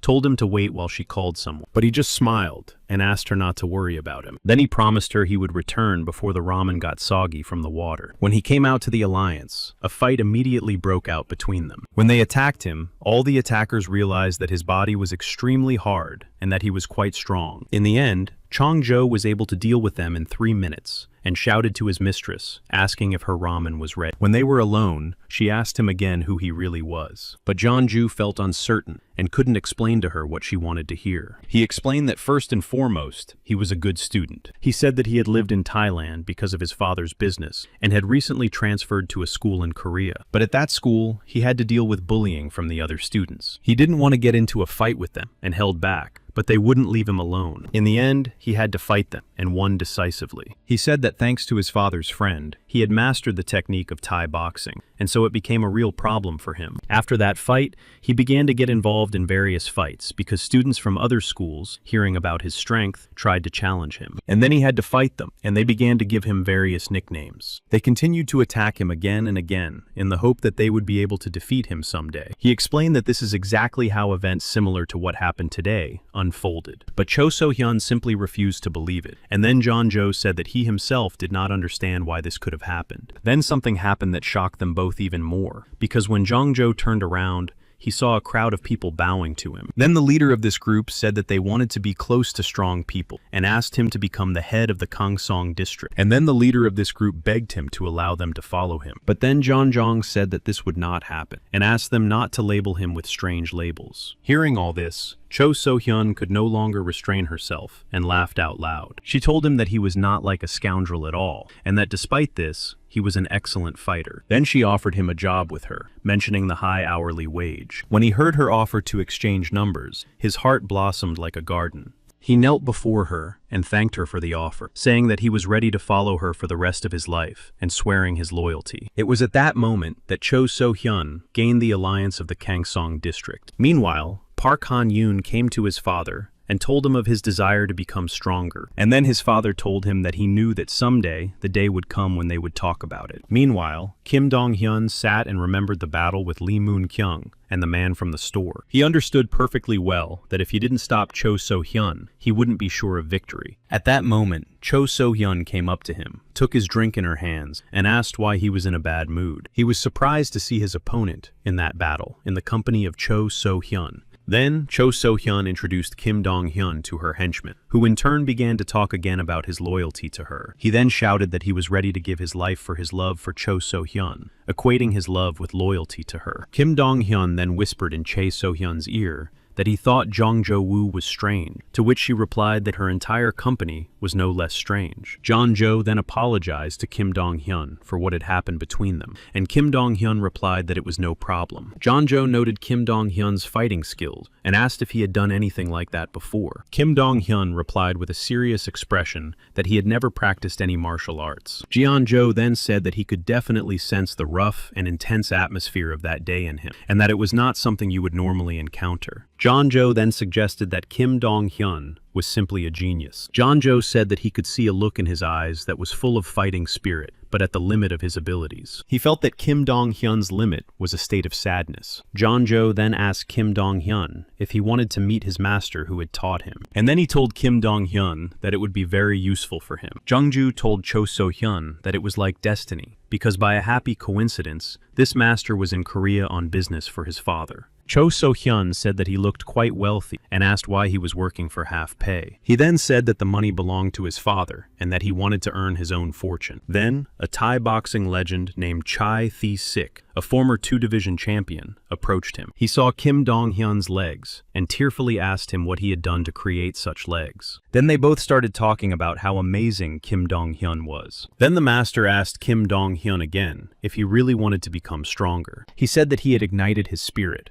and suggested that with his guidance and determination, he could become strong enough. He said that he hadn't felt this way in a long time, and that he would train him properly. Kim Dong-hyun bowed and said that he would follow his master unquestioningly. When Park Han-yoon was training, his coach said that there were 2 promises he had to make. He said that regardless of his emotions, he must not commit violence against those who do not wish to fight. The second condition was that Hanju is a martial art as a record of creating the ultimate power. He then said that humanity had discovered movements close to the correct answer. The master then said that studying martial arts meant learning about the heritage of humanity. He spoke of the responsibility and duty that Park Han-young had to promise. And at that moment, Park Han-young promised this with complete sincerity. Meanwhile, Yang Yu was in his office on a high floor, breathing a sigh of relief. He was talking to a girl from their company and suggested starting with Nam In-soo, but she reminded him that she had told him to deal with Park Han-yoon first. Yang Yu said that Nam In-soo was one of Park Han-yoon's associates. Yang Yu then said that he had a bit of history with this friend and therefore wanted to settle things quickly. She then suggested another solution, because if he couldn't catch Nam In-soo, he wouldn't be able to catch Park Han-yoon. She then suggested giving them both time to warm up. He replied that he would take care of finishing them off completely, as far as she trusted him. They then decided to go to Incheon immediately. Meanwhile, in Incheon, their actions had been anticipated for a long time, and preparations were being made for their visit. Among them was a man named Nam Hyung, who was a member of the reserve shot put team. There was also a man named Kim Kyung-tae, who was a member of the reserve javelin team, and at their head was Park Chang-min, who was a member of the reserve 100-meter sprint team. When Yang Yu-bin appeared, everyone recognized his familiar face. It wasn't long before orders came from both sides to get rid of each other. The Incheon fighters didn't understand what was going on and shouted for Nam In-soo's help. Yang Yu-bin then said that it had been a long time since he was last here. He said that they probably remembered the trouble he had caused a few years ago and then disappeared. Then he said that it was Nam In-soo who had hidden him for a while. Nam In-soo himself understood that the gangsters could come for him at any moment for hiding Yang Gu-bin. They had been through 1,000 battles together and had come to accept each other. Until that moment, Yang Yu-bin had thought of Incheon as his own family. Yang Yu-bin then turned to Donghua and said that now he was his only real family. To Nam In-soo, Yang Yu-bin was like a member of their family. Then, a large amount of money was found to be missing. Everyone understood that only one person had access to that room. Yang Yu-bin did not understand why all eyes were on him. Nam In-soo asked him if he had seen anyone who could have entered the room. Nam In-soo said that he had saved this money only to move to a better place. Yang Yu-bin then realized that Nam In-soo suspected him of stealing his money. Nam In-soo then began to say that this was not the case at all. Then, a man appeared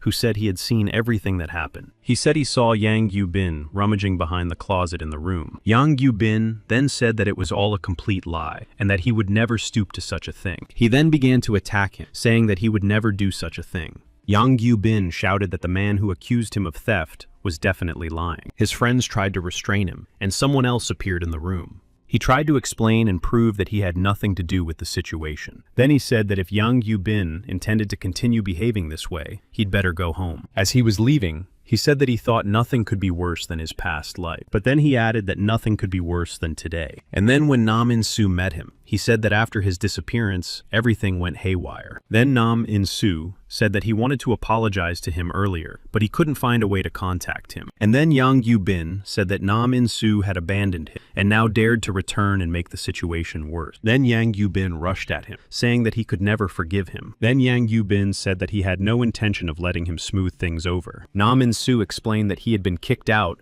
only because he had hit one of the gang members out of anger, not for stealing. But Yang Yu-bin was convinced that he had simply been used for their own purposes and then discarded. When Nam In-soo tried to strike back, Yang Yu-bin wrapped his arm in some kind of rope and pulled him toward him. Meanwhile, during their fight, orders were given to destroy everyone else. Nam In-soo felt this rope on his arm, like a hunter's trap that dug into his skin and restricted his movements. And then, in order to try to win, he decided to get rid of part of his body. Yang Yu-bin said that he deliberately tied his left hand so that his right hand would become completely useless. Yang Yu-bin shouted that Nam In-soo was now incapable of protecting anyone and that he had been in this state from the very beginning. He said that their words were very different from their actions and called them all traitors. For him, his family used to mean only that he was beaten simply for looking them in the eye and was neglected. And when he saw happy families on TV, he just dreamed of disappearing. And after some events, he realized that Incheon was also pretending to be the most miserable in the world and protecting each other under the guise of a family. Then he just wanted to destroy all their happy lives. But then Nam In-soo instilled hope in him, and he was scared and sometimes felt happy. But it turned out that hope was just another reason for his torment. And then, during their fight,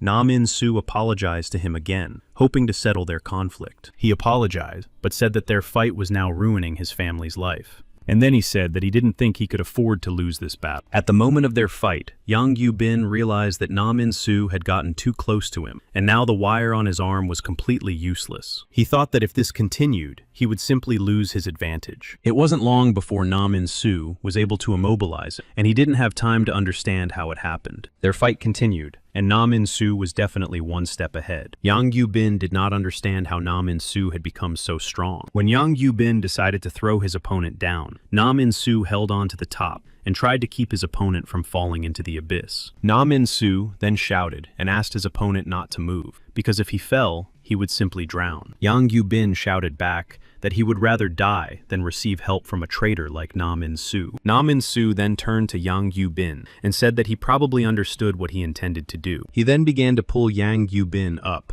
saying that they both had to survive. But Yang Yu-bin still could not completely trust Nam In-soo and asked him to stop pretending. But at some point, the wire broke, and Yang Yu-bin fell into the water. Nam In-soo did not abandon his opponent, and without hesitation, dived after him into the life-threatening depths. Nam In-soo managed to save him, and they both surfaced. Nam In-soo was able to swim with him to shore, expending a great deal of energy. When Yang Yu-bin came to, he was extremely surprised to see Nam In-soo lying next to him, seemingly exhausted. But it turned out that Donghua had also appeared and knocked Nam In-soo unconscious. Donghua turned to his comrade and said that even though he had fought well, he had become too kind. He asked Donghua what he meant, because at that moment, Yang Yu-bin didn't understand much. And then he said that if Yang Yu-bin was so weak, he simply couldn't trust him anymore. Yang Yu-bin started yelling at him, asking why he had betrayed him, and suggested that he had simply been threatened. But he replied that they were simply trying to make money. Then Yang Yu-bin burst into hysterical laughter and couldn't stop. He laughed because he realized that Donghua was capable of selling his family for money. Then, hitting him on the head, he said that it was only something like a family. Then Donghua called Yang Yu-bin useless,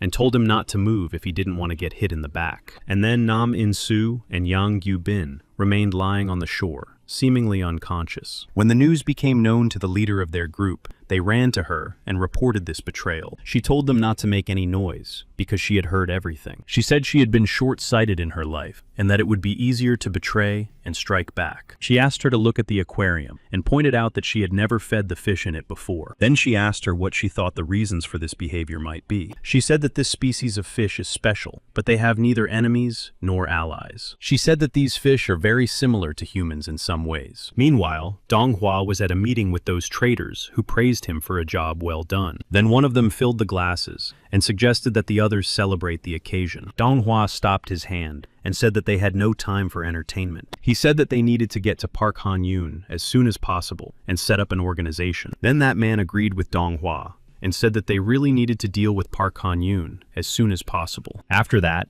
he said that they needed to start with Oh Jun-woo, because without Park Han-yoon's money, he would not be so powerful. Hearing this, Donghua assumed that dealing with Oh Jun-woo would be extremely difficult. Then he was told that there was no point in worrying about it, because he would be able to take care of everything himself. Meanwhile, something happened in Oh Jun-woo's organization, and they urgently came to the office. Then Oh Jun-woo was told that there were probably those who were deliberately interfering in his business. He was given a condition that he had to pay 50 million won by tomorrow. Oh Jun-woo then realized that he had simply been caught off guard and caught. Then the blonde woman appeared and told Oh Jun-woo that she could lend him the necessary amount. When they realized that they had probably dealt with Oh Jun-woo, they decided to go after Park Han-yoon. Then he asked his comrades if they were ready for the upcoming battle with Park Han-yoon. And then those guys said with absolute confidence in their eyes that they were ready to fight him. Suddenly, a video message came to his phone, and he didn't immediately understand what it could be. It was a video of him behaving in a completely inappropriate manner. He got angry and didn't understand who could have sent him such a provocative video message with threats. And then he suddenly realized that it was most likely Lim Sung-ah. He was right,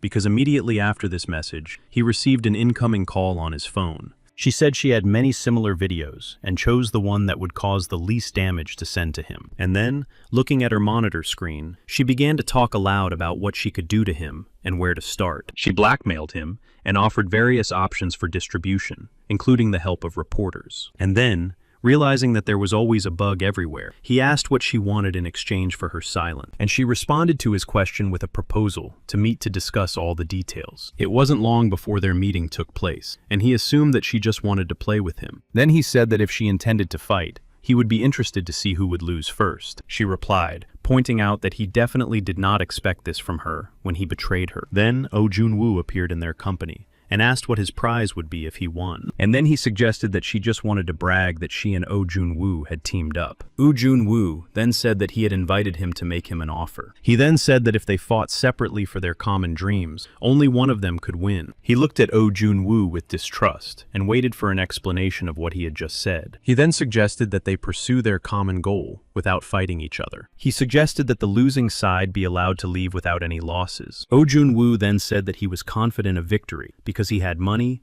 power, and confidence in this victory. They then agreed to meet at the stadium in 3 days, where both could bring any number of people. Later, a discussion began between them about whether Oh Jun-woo was confident in his abilities. The girl then said that the reason they intended to create an organization was to gain complete control. She also explained that if they lost, Oh Jun-woo would simply risk losing everything he had at that moment. Oh Jun-woo then said that he was sure that the other side would want to bring in as many participants as possible. But despite the numbers, he was still confident that they were no match for Park Han-yoon's power. Suddenly, a frightened Cho So-hyun ran into the office and reported that Park Han-yoon was missing. Then Oh Jun-woo remembered his last conversation with Park Han-yoon and realized that he had to find him. He then told Cho So-hyun that 3 days should be more than enough to find him. Cho So-hyun asked what would happen if she couldn't find him. Kim Dong-hyun said that they would fight anyway because he was sure they couldn't lose. Oh Jun-woo replied that no matter how strong Kim Dong-hyun was, they couldn't win without Park Han-yoon. Kim Dong-hyun then said that he was not alone because someone had appeared whom they could ask for help in this matter. Oh Jun-woo turned around questioningly because he did not understand who Kim Dong-hyun was referring to. And then, after the meeting, Cho So-hyun and Kim Dong-hyun came to the store of her admirer named Jong Jo-hyun. When she asked him for a favor,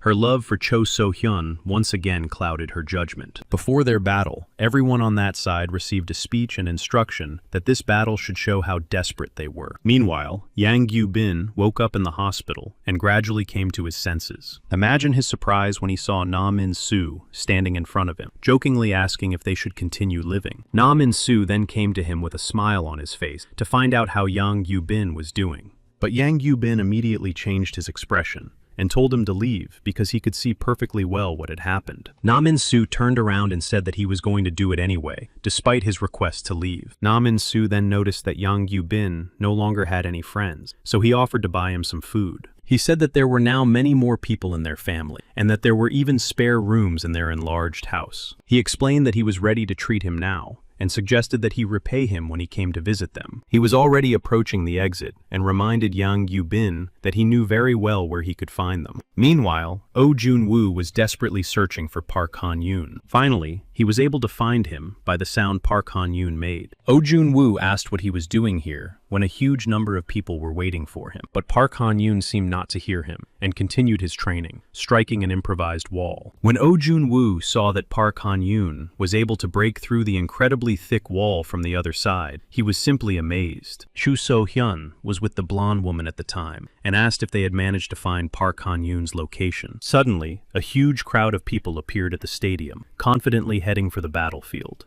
The leader of their group immediately began asking about Park Han-yoon, hoping to see him. Jong Jo-hyun turned to Kim Dong-hyun and said that he had never seen so many opponents. He noted that he had noticed the unusual eyes of his opponents. He found the guy whose eyes were closed to be extremely unusual, and about the guys in sportswear, he said that their eyes seemed dangerous to him. Kim Dong-hyun then said that it was finally time to see how much he had grown in boxing. And then Jong Jo-hyun realized that if it was necessary for his lady, he simply couldn't let her down. And then the opponents immediately gave the order to attack the two guys. Our heroes were in no way inferior to them in strength, and began to fight actively. Realizing that they simply would not have a second chance for such a battle, they knew they had to do everything right the first time. The blonde then said that she was worried that they outnumbered them, but realized she was wrong. She noted that the guys were doing well, even without Park Han-yoon. Chu So-hyun then said that they shouldn't relax, because the real battle hadn't started yet. The fact is that the battle is now between the two leaders. But in reality, it was just an illusion created by Donghua. In reality,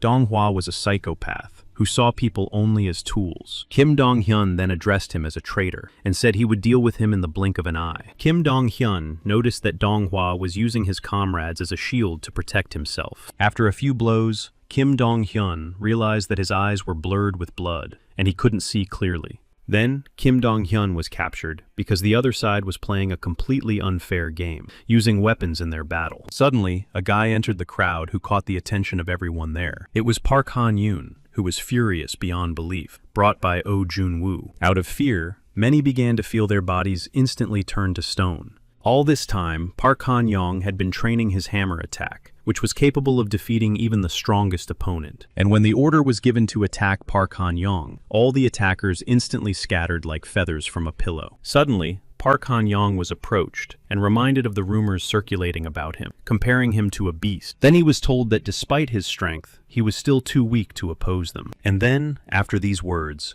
Park Han-young fell into a rage and rushed at his opponents with an attack. Park Han-yoon decided to deal with his opponent using his usual techniques. His opponent realized that Park Han-yoon's movements had changed and that he had become much more serious than before. At that moment, his opponent said that they were quite similar, but reminded him of the rules of competition. Suddenly, Park Han-young got too close to him and said that their games were over. And then they began to realize that they were most likely losing to Park Han-young in strength. They then understood that Park Han-young's next attack could simply be their last. The leaders yelled at them that if they refused to fight, they would lose all sponsorship and support. So they decided to try again to defeat Park Han-young and headed straight for him once more. But at the same time, they understood that Park Han-young was a man of a completely different nature. Among them was the best 100-meter runner in Korea, who was just an athlete practicing an unpopular sport. And despite all his efforts, the environment was disgusting, and therefore his future was bleak. Then he thought that by changing the environment, they could show the world what they were capable of.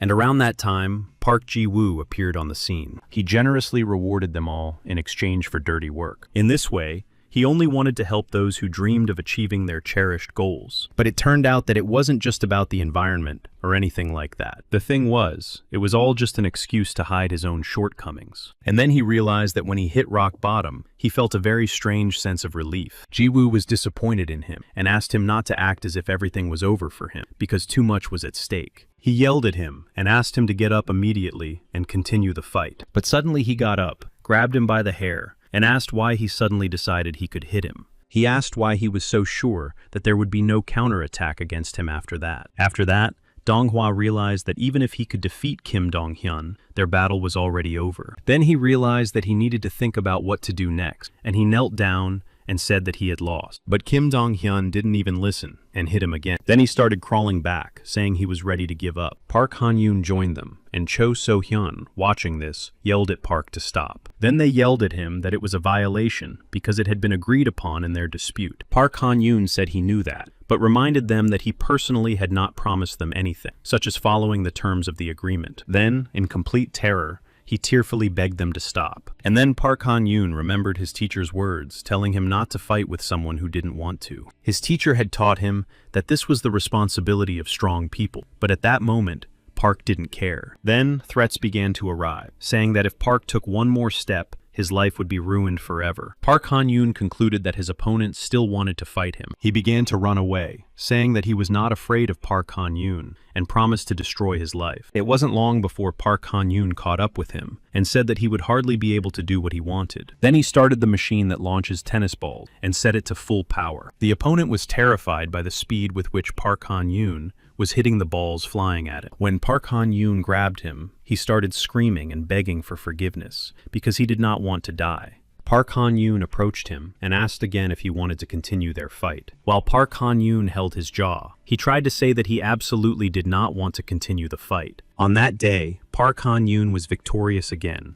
and Oh Jun-woo had predicted this outcome. Meanwhile, Lee Dong-ho was in his office and realized that everything he had planned was going according to plan. Then he came to John Soo-hyun and said that his time had finally come. He said that power is built on trust and psychological fear that a group instills. He said that this fear arises when two extremely important circumstances are present. At that moment, they were told that the preparations were complete, and then he said that it was time to begin the operation. Meanwhile, Oh Jun-woo gathered all the members of his group in the office. Chu So-hyun was concerned about the two girls in their company. The blonde noticed that Cho So-hyun was trying to pick a fight with her every time. Oh Jun-woo told Chae So-hyun to shake her hand and accept the fact that she was now on their side. Oh Jun-woo said that no one knows more about Lee Dong-ho than Im Sung-ah. Im Sung-ah also pointed out that she has her own interest in this because she lent a lot of money to Oh Jun-woo, and it is important to her that they do not lose. After that, Cho So-hyun approached her and shook her hand, and Im Sung-ah noted that Cho had a pretty good personality. She began her story by saying that the organization originated from the most violent organization in South Korea. She said that in the past, this organization was involved in absolutely everything, including money and power. After some time, they managed to transform themselves from an ordinary gang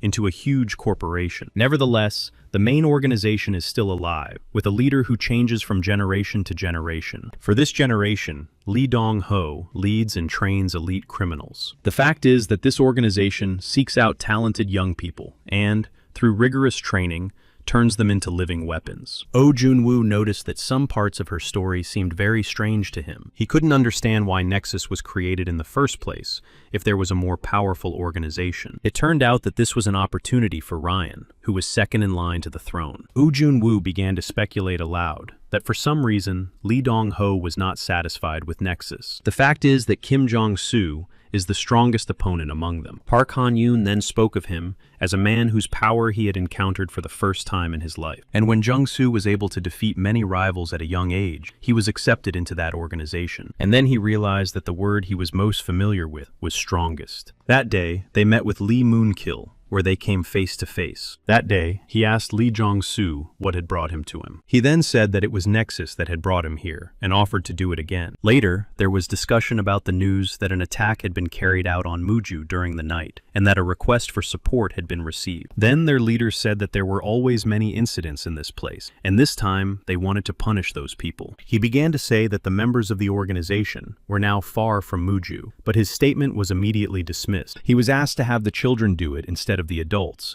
because they needed to gain experience. These were Gan Soo-hek and Ben Sok, numbers 2 and 3 of the Songsan Elite, and at their head was number 1 of the Songsan Elite, named Choi Ben-ho. After that, the attack was carried out, and that man said that their group would not ignore this situation. But the man leaned closer to him and said that if they were afraid of that, they would never have come to this place. Then he told him to shut up and immediately call the people from that group. Suddenly, 3 people appeared in the room and entered with the most serious expressions on their faces. One of them realized that these were the 3 trainees from Sun Sang's group, who had single-handedly destroyed Mount Masan. Then one of them said that they needed to stop talking and get it over with quickly. One of them suggested that they must all be crazy if they wanted to lose their lives so quickly. It didn't take long for all those scoundrels to be defeated, and the man they had attacked thanked them, saying that they could only trust them. Then one of them turned and said that this was his last warning. After they finished, they went out into the street, and then they received a call from their young master. At that moment, Cho Ben answered the phone and listened to him very carefully. The young master suggested that Cho Ben was trying to disgrace him with his action, and then he ordered Cho Ben-ho to come to him immediately for a conversation. It wasn't long before Cho Ben-ho found himself in his young master's office. Cho Ben then explained to him that he thought Park Han-yoon would be his rival, and that the others would deal with Kim Jong-soo. But he remained serious and reminded Cho Ben-ho that Ryan was his younger brother. He reminded him that no matter how incompetent he was still a tiger cub. That's why he told Cho Ben-ho to follow and analyze the enemy. Meanwhile, Lee Moon-kil and Jong-soo were talking about Jong-soo's request to recreate Nexus. Lee Moon-kil reminded him that Jong-soo had abandoned them in favor of his own success, and that they were nothing to him. Then Jong-soo knelt down in a puddle and told Lee Moon-kil that he had indeed been selfish. He said he wanted to apologize because he only understood everything after it was all over. And continuing to kneel, he asked Lee Moon-kil for forgiveness. Lee Moon-kil then turned to Jong-soo and ordered him never to kneel again. He compared this sight to an insult to those who once followed him. Then Lee Moon-kil turned around and started to leave, simply because he had nothing more to say. Meanwhile, Jung-joon and Kim Dong-hyun were training. The coach said that Dong-hyun was fighting in order to put all his strength into his fists. Kim Dong-hyun realized that until then, he had been nothing but a burden to his friend Park Han-yoon. He then firmly decided that he would definitely contribute. Oh Jun-woo then said that now it was his one-on-one confrontation. He said that if they acted rashly, they would become an easy target, and if they were attacked when they were not ready, they would definitely lose. The blonde said that they could target Ryan because he seemed like an easy target to her. Oh Jun-woo thought about it and replied that this option was too risky. Then Oh Jun-woo suggested waiting first and preparing for all possible scenarios. He hoped that either Jong-soo or Ryan would make a mistake, leaving them with no way out. Meanwhile, someone was waiting for Jong-soo around the corner of a dark alley. It turned out to be Cho Baek-hyun, who tried to attack him with a weapon. And then, before long, their battle began. Jong-soo was disappointed, because first there was the situation with Moon-gil, and now this guy was trying to attack him. During their fight, he thought that he really had been just a piece of trash before. His opponent didn't understand what was going on, because Jong-soo didn't even dodge his blow. Then Jong-soo simply grabbed his arm and quietly asked him to stop what he was doing. Jong-soo agreed with everything his opponent said, and said that he had indeed only been thinking about himself all this time. Then he handed him the weapon, and said that if it would make him feel better, he should just take his life right now. And then Jong-soo said that he would continue to stand still all this time. But his opponent thought that his opponent was just bluffing with such statements. But suddenly, his opponent threw the weapon on the floor and said that he couldn't be angry with him if he was like that. As he left, he said that he was just a person who made people unhappy until the very end. Park Han-yoon, meanwhile, continued to train in the gym. At that moment, someone was watching him closely, and finally they were able to find him. When Jung-soo was rejected and Park Han-yoon was training, they decided to find people and take action first. When Jung-soo came to his brother, he told him that he knew from the beginning that it would not be easy. Then he told his brother about his assumptions, that this was simply the end. Jung-soo then said that he did not intend to give up, even if it cost him his life. Later, the leader of the organization was informed about the start of an attack on them by Jong-soo. He understood that Nexus had absolutely no time to regroup, but then it turned out that Kim Jong-soo had come to them alone. They understood that Kim Jong-soo was a target that they simply had to destroy, and with Nexus regrouping, it would not be easy to do so. And then they compared his coming alone to his desire to take his own life. Meanwhile, rumors reached our heroes that Jong-soo had attacked the organization alone. After that, Oh Jun-woo told Cho So-hyun to gather everyone in the office to discuss the details. Oh Jun-woo understood perfectly well that the next battle would begin very soon, and when Kim Jong-soo defeated the bulk of the attackers, it was time to fight the elite of this organization. Kim Jong-soo understood and considered himself a nobody, but nevertheless, he was not going to give up and give in. Jong-soo's obsession with success grew every day, and he did not want to go through all this and not achieve success. And indeed, nothing else mattered to him. But nevertheless, he did not understand why he was thinking about those people who meant nothing to him in the last minutes of his life. Suddenly, Lee Moon-kil arrived and kicked the man who was attacking Jung-soo. He came and signaled their presence by saying that Nexus himself had arrived. One of them, addressing Jung-soo, said that this fight was too difficult for him, so they had come to his aid. And then he added that he never thought he would bow his head to him. Everyone else said that they were only here because of Ryan's appearance. Then another said that they didn't mind being bad guys, but they wouldn't tolerate shame. But Lee Moon-kil told Jung-soo not to rejoice because he was not yet completely forgiven. He told Jung-soo that now he had to prove to them that they had not believed in him in vain. He held the Nexus ring in his hand and said that this time he must not give up and see it through to the end. And this time, Kim Jong-soo promised his comrades that he would not let them down. Then, the #1 elite named Cho Ben-ho stood before them. Ryan then said that even though Jong-soo was his younger brother, Cho Ben was allowed to destroy Nexus. Ryan's order was immediately carried out, and they attacked him. But that was definitely not enough to catch Jong-soo off guard. He then tried to predict his opponent's every move again. The opponent then told Jong-soo that these were not just water insects, but a real wave. He called the revival of the collapsed Nexus a pity. Jong-soo then replied that they didn't stand a chance against him because he knew all their moves in advance. Jong-soo was surprised that his opponent was fighting without Park Han-yoon. Jeon-soo immediately remembered a mistake that could determine life and death. He thought about the moment when a wild dog almost took his life. And then, for the first time, he was able to read his opponent's intended movements. With this ability, everything in life came easily to Jong-soo, including games and battles. But that was definitely not enough to defeat Park Han-yoon. So he decided that he needed to learn more about his ability. He thought about it hundreds, even thousands of times, staring intently at the lion. He looked into the fierce eyes of the beast and felt its murderous intent. And that's when he understood what he had felt at that moment. The battle between Jong-soo and his opponent continued for a very long time in a fierce fight. Jong-soo then said that all animals have things that their bodies react to, even before they realized. For Jong-soo, it felt as if his opponent was standing in front of him with his eyes closed. And when Jong-soo told his opponent that he had lost, his opponent said that for him, defeat meant simply his death. In response, Jong-soo said that in that case, his opponent was destined to die in this battle. Both opponents were evenly matched in strength and continued to strike each other blow after blow. Jeon-soo then told his opponent that his hasty intervention would not solve anything. His opponent replied that even if such intervention did not solve anything, it could provide a good opportunity. He meant that endurance was important for a good fight. Moreover, in his opinion, the true value of endurance would be revealed at the end of their battle. Ryan then told his comrade that if he failed, he would simply get rid of him after the battle was over. But he was serious and had no intention of losing this battle. At the moment of their battle, Jeon-soo realized that his opponent possessed fierce tenacity. But it could be said that it was not even tenacity, but a kind of determination. Then the opponent said that he might not be able to defeat him, but he would not be able to do the same. Then he said that he was Cho Ben-ho, who could only be defeated in the event of his death. Suddenly, Ryan grabbed him by the shoulder and said that this was definitely enough. He ordered him to stop the fight because it would be a loss for both of them. Then he approached his brother and ordered him to serve only him from now on. Then he asked him to make a choice right now, without giving him time to think about it. And then Cho Ben-ho remembered a conversation with the leader, where he said that one day he would have to make a choice. And then he talked about choosing the most worthy of them to be his king. Even then, he understood that the strongest would be the one who would rule Seonsan with absolute power and give it more might. And then Cho Ben-ho was able to make up his mind, and made the most important choice of his life in that very moment. His leader then said that he had no right to make such decisions because, in his opinion, Ben was just a slave who carried out orders. Then he turned to Lin Ho and asked if he could somehow fix the situation at that moment. He told his brother to pull himself together and accept that he was the only heir and no one else. He then said that if he were the only capable heir, their father would never have created Nexus. He then took up arms and said that he had simply taken advantage of the opportunity their father had given him. Then he put the weapon on his brother's shoulder and turned to him again with a demand to surrender.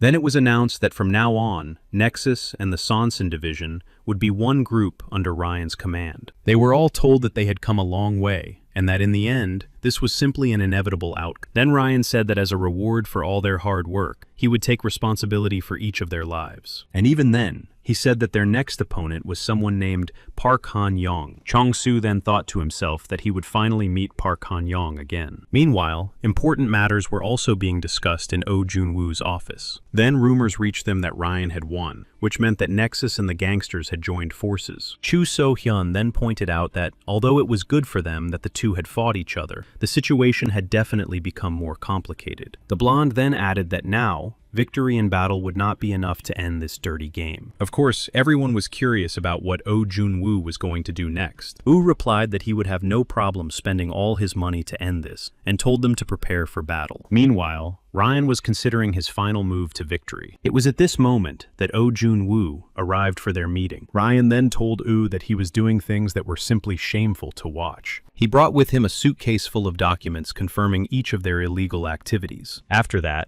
Oh Jun-woo suggested that he conduct a real debriefing, but Ryan was not intimidated and, taking the suitcase with the documents, simply opened it and threw it straight down from the roof. Ryan said that their group's influence extended to all corners of Korea, and that he could not be intimidated by Oh Jun-woo's threats. Then, Oh Jun-woo said that he was ready to put all his shares on the line. And then he promised that if he lost, he would never speak out against Seonsan again. And then he suggested that he stop delaying the decision and finally agree to his terms and settle this once and for all. Ryan then pointed out that they were both going all in, which he found quite interesting. He asked Oh Jun-woo if he was willing to bet his friend's house, which was as precious to Oh as a memory. After that, Ryan said that he had always liked things with a story behind them. Realizing that Oh Jun-woo agreed, Ryan said that he would choose the location. Oh Jun-woo said that their battle would take place in 3 days at his company's location. Ryan then said that he would look forward to that moment. Then, many people received a message about remote work on internal construction. The blonde then told Oh Jun-woo that he was truly the most capable person she had ever met. Then she became curious to know if he felt relieved as the moment he had so desperately dreamed of approached. And remembering his friend, he realized that it was pointless to rejoice over something that had not yet happened. And then he replied that all he could do now was to put things in order. He looked into the distance and said that everything else depended only on Park Han-yoon and his group. Meanwhile, Na Min-soo was released from the hospital, noting that he never liked hospital food. Yang Gyu-bin then turned to Na Min-soo and asked if he had heard the latest news. He said he had heard that Na Min-soo owed Oh Jun-woo. And then he asked if Incheon really needed to get involved in this matter. Na Min-soo replied that he really did owe him. He explained that it was no secret that Incheon had contributed to the development of Nexus, but added that he considered it the right thing to do. Meanwhile,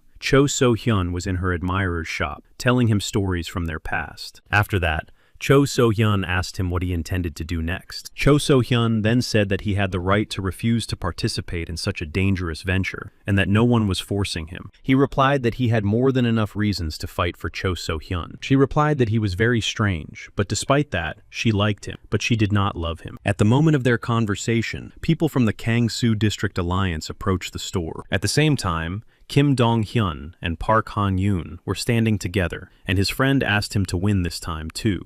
And finally, the day of the final battle between the dangerous groups arrived. A contract was placed before the leaders of the two groups, stating that the losing side would give up everything they had. The first condition for victory was to be the first to occupy the roof of the building. The second condition was to defeat the enemy if both sides occupied the roof. The fight would begin when the clock struck 12, and until that happened, the representatives of the gangs had to climb up. Oh Jun-woo addressed his guys and said that they had been through a lot. Then he said that today would mark the end of this reckless struggle. And then he asked them to fight for victory so that none of them would have any regrets afterwards. In response, Park Han-young said that he would never allow their company to lose. Ryan encouraged his group by saying that if they won, they would be able to manipulate everything as they saw fit. Then he ordered them not to show any mercy and to do their best. And when the clock struck 12, the final battle began, and everyone rushed forward. Oh Jun-woo understood that the building had 34 floors, including the roof, and that they could take the elevator up to the 32nd floor. He predicted that Ryan's group would try to take over the elevators from the very beginning. That's why, according to their plan,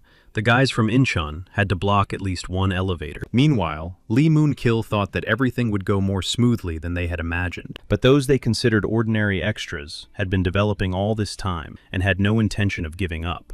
And then Ryan's men lost their vigilance and, fighting on the first floor, allowed Park's men to take the elevator from the upper floors. The man who was defending the elevator at the time of the battle weighed 273 kilograms and said that no one was allowed to go upstairs. Even after Park Han-yoon and his company went upstairs, Jung-soo said that the real battle was just beginning. When Jung-soo arrived upstairs by elevator, he was met by Nam In-soo. Lee Moon-kil then told Jung-soo that he could go upstairs and promised to take care of Nam In-soo. Nam In-soo then asked Lee Moon-kil if he had accidentally returned to Nexus. He then attacked him, noting that he did not know that he had no sense of self-respect. In response, Lee Moon-kil said that now he had a great opportunity to teach the traitor Nam In-soo a lesson. Meanwhile, on their way, Jung-soo and his company met Kim Dong-hyun and Jong-joon, and his company told him to go up alone. Then Jong-joon and Kim Dong-hyun launched an attack on their rivals. When Jung-soo-hyun reached the end, he saw a door and realized that behind it was everything he could ever dream of. And when they both appeared on the roof, their final battle truly began. As he approached, Jong-soo felt his hands shaking violently. Then he realized that what he was feeling was not fear, but simply excitement. He told Park Han-yoon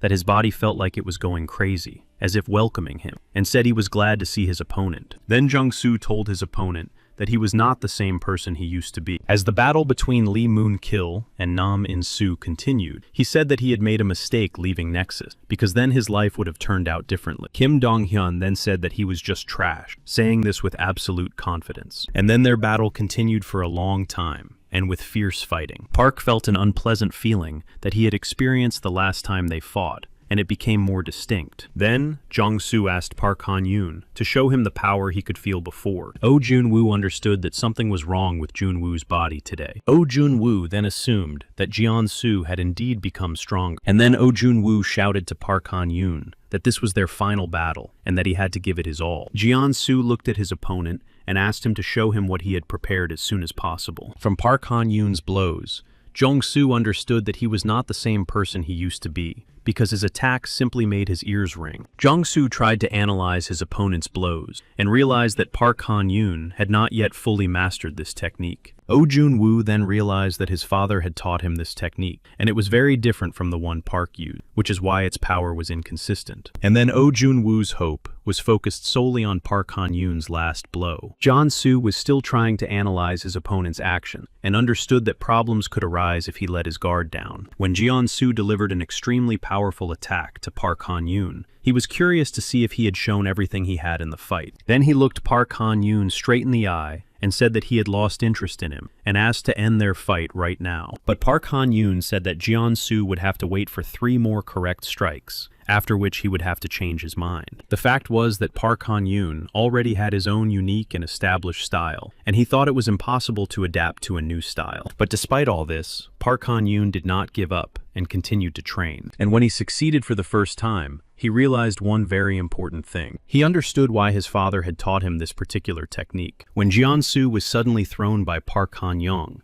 Park said that it was the first of those 3 strikes. Meanwhile, on the 32nd floor, The fierce battle continued. Lee Moon-kil then assumed that they were just trying to buy time. Lee Moon-kil was then sure that they would not be able to hold out, because half of their guys had not yet come up. Then, Nam In-soo was able to see Yang Yu-bin among the men who were there, and was extremely surprised. Yang Yu-bin then joined Nam In-soo, and Kim Dong-hyun realized that they were facing a very strong opponent and asked Park to hurry up. Looking at his opponent, Kim Dong-hyun was not at all confident of victory. Meanwhile, Jung-soo pondered Park Han-yoon's blows and thought about what else he could prepare for. After that, their fierce struggle continued even more intensely. When Jeon-soo managed to damage Park Han-yoon's ear with his attacks, he assumed that his opponent was finished. Park Han-yoon then realized that he was beginning to lose his balance from the blow. Everything in Park Han-yoon's eyes was blurry, and he could hardly focus his gaze on his opponent. Cho-soo noted that Park Han-yoon was already struggling to defend himself, and now it was even funny to see him trying to stand up straight. At that very moment, Oh Jun-woo was informed that the first floor of the building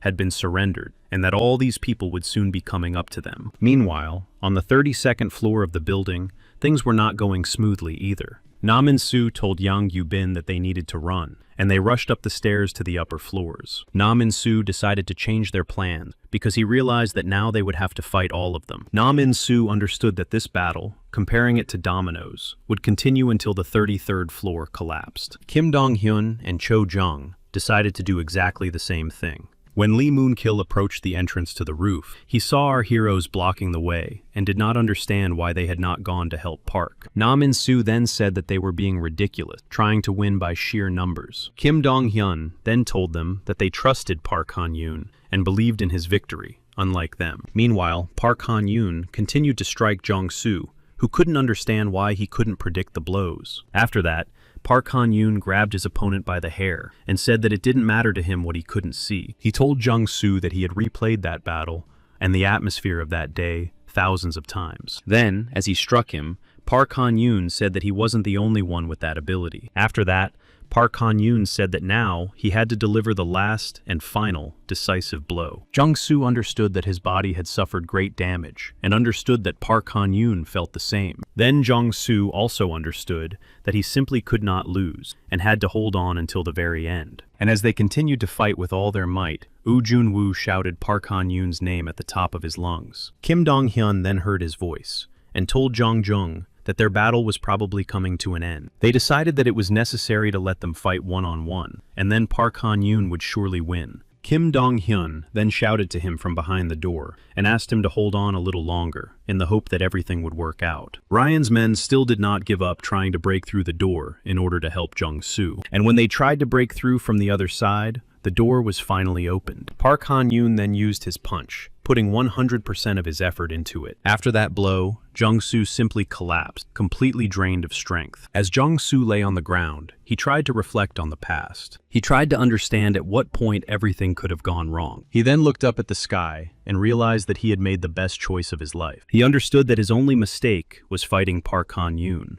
Ryan then realized that Kim Jong-soo had lost and thought about how he could save at least a little money. When Park Han-yoon attacked Ryan, Oh Jun-woo stopped him. Oh Jun-woo then reminded Ryan that their contract had been carefully prepared and that even in the event of a trial, everything would be above board. Ryan replied that he was not going to forget what had happened that night. When they were alone, Oh Jun-woo asked Park about one important day. He was talking about the day when they started this whole business with him in the company. He reminded him of the conversation about his relief and gratitude for letting off steam. Oh Jun-woo then said that he was the one who should be grateful to Park Han-yoon for everything that had happened. And that evening, their battle came to an end. A few months later, Ryan transferred all his assets to Oh Jun-woo, as he had promised. Oh Jun-woo, in turn, used part of these funds to repay the debt to the blonde woman who had helped them so much. Im Jong-soo underwent a long course of treatment and recovery after the battle with Park Han-yoon. After that, he seemed to have simply been wiped off the face of the earth and disappeared. The remaining members of the Nexus group disappeared with him. Extremely slowly and gradually, peace was restored in Korea, which our heroes had desperately sought. Meanwhile, Oh Jun-woo talked to the portrait of his best friend. He told his friend that he did not feel relieved, but had decided to accept the situation. He said that he could not simply forget everything, otherwise he would have to forget his friend. Then he said that he no longer intended to return to that house because he had avenged him sufficiently. After Oh Jun-woo's last visit there, they decided to tear down the house. After that, Park Han-yoon and Oh Jun-woo met on the street, and Park Han-yoon asked him what he was going to do next. Oh Jun-woo said that he intended to just live for tomorrow. Meanwhile, peace reigned in all schools, and even Kim Dong-hyun passed the entrance exam to the college's physical education department. Although his grades were low, he surpassed everyone with his physical skills. Choi So-hyun began preparing for the qualifying exam, and even though studying was quite difficult for her, a good teacher helped her not to give up. After that, Jung Jong quit his job and joined his father's company. Na Min-soo returned to his hometown of Incheon after what happened. He also brought a new member of his family named Yang Yu-bin there. Yang Yu-bin was definitely worried about this, but Na Min-soo said that once he came to Incheon, he would stay there forever. As for Oh Jun-woo, the blonde reminded him that it was over, and he could do whatever he wanted. Oh Jun-woo didn't understand why she was still around him. And then the two of them decided to go on a trip around the world and get married in the future. Park Han-yoon had nothing to do but box. Sometimes he spent his free time sitting motionless. This continued until he decided to go to his father and tell him that he intended to become a fighter. In the end, the lives of each of our heroes began to go smoothly and more or less happily, with each choosing a career that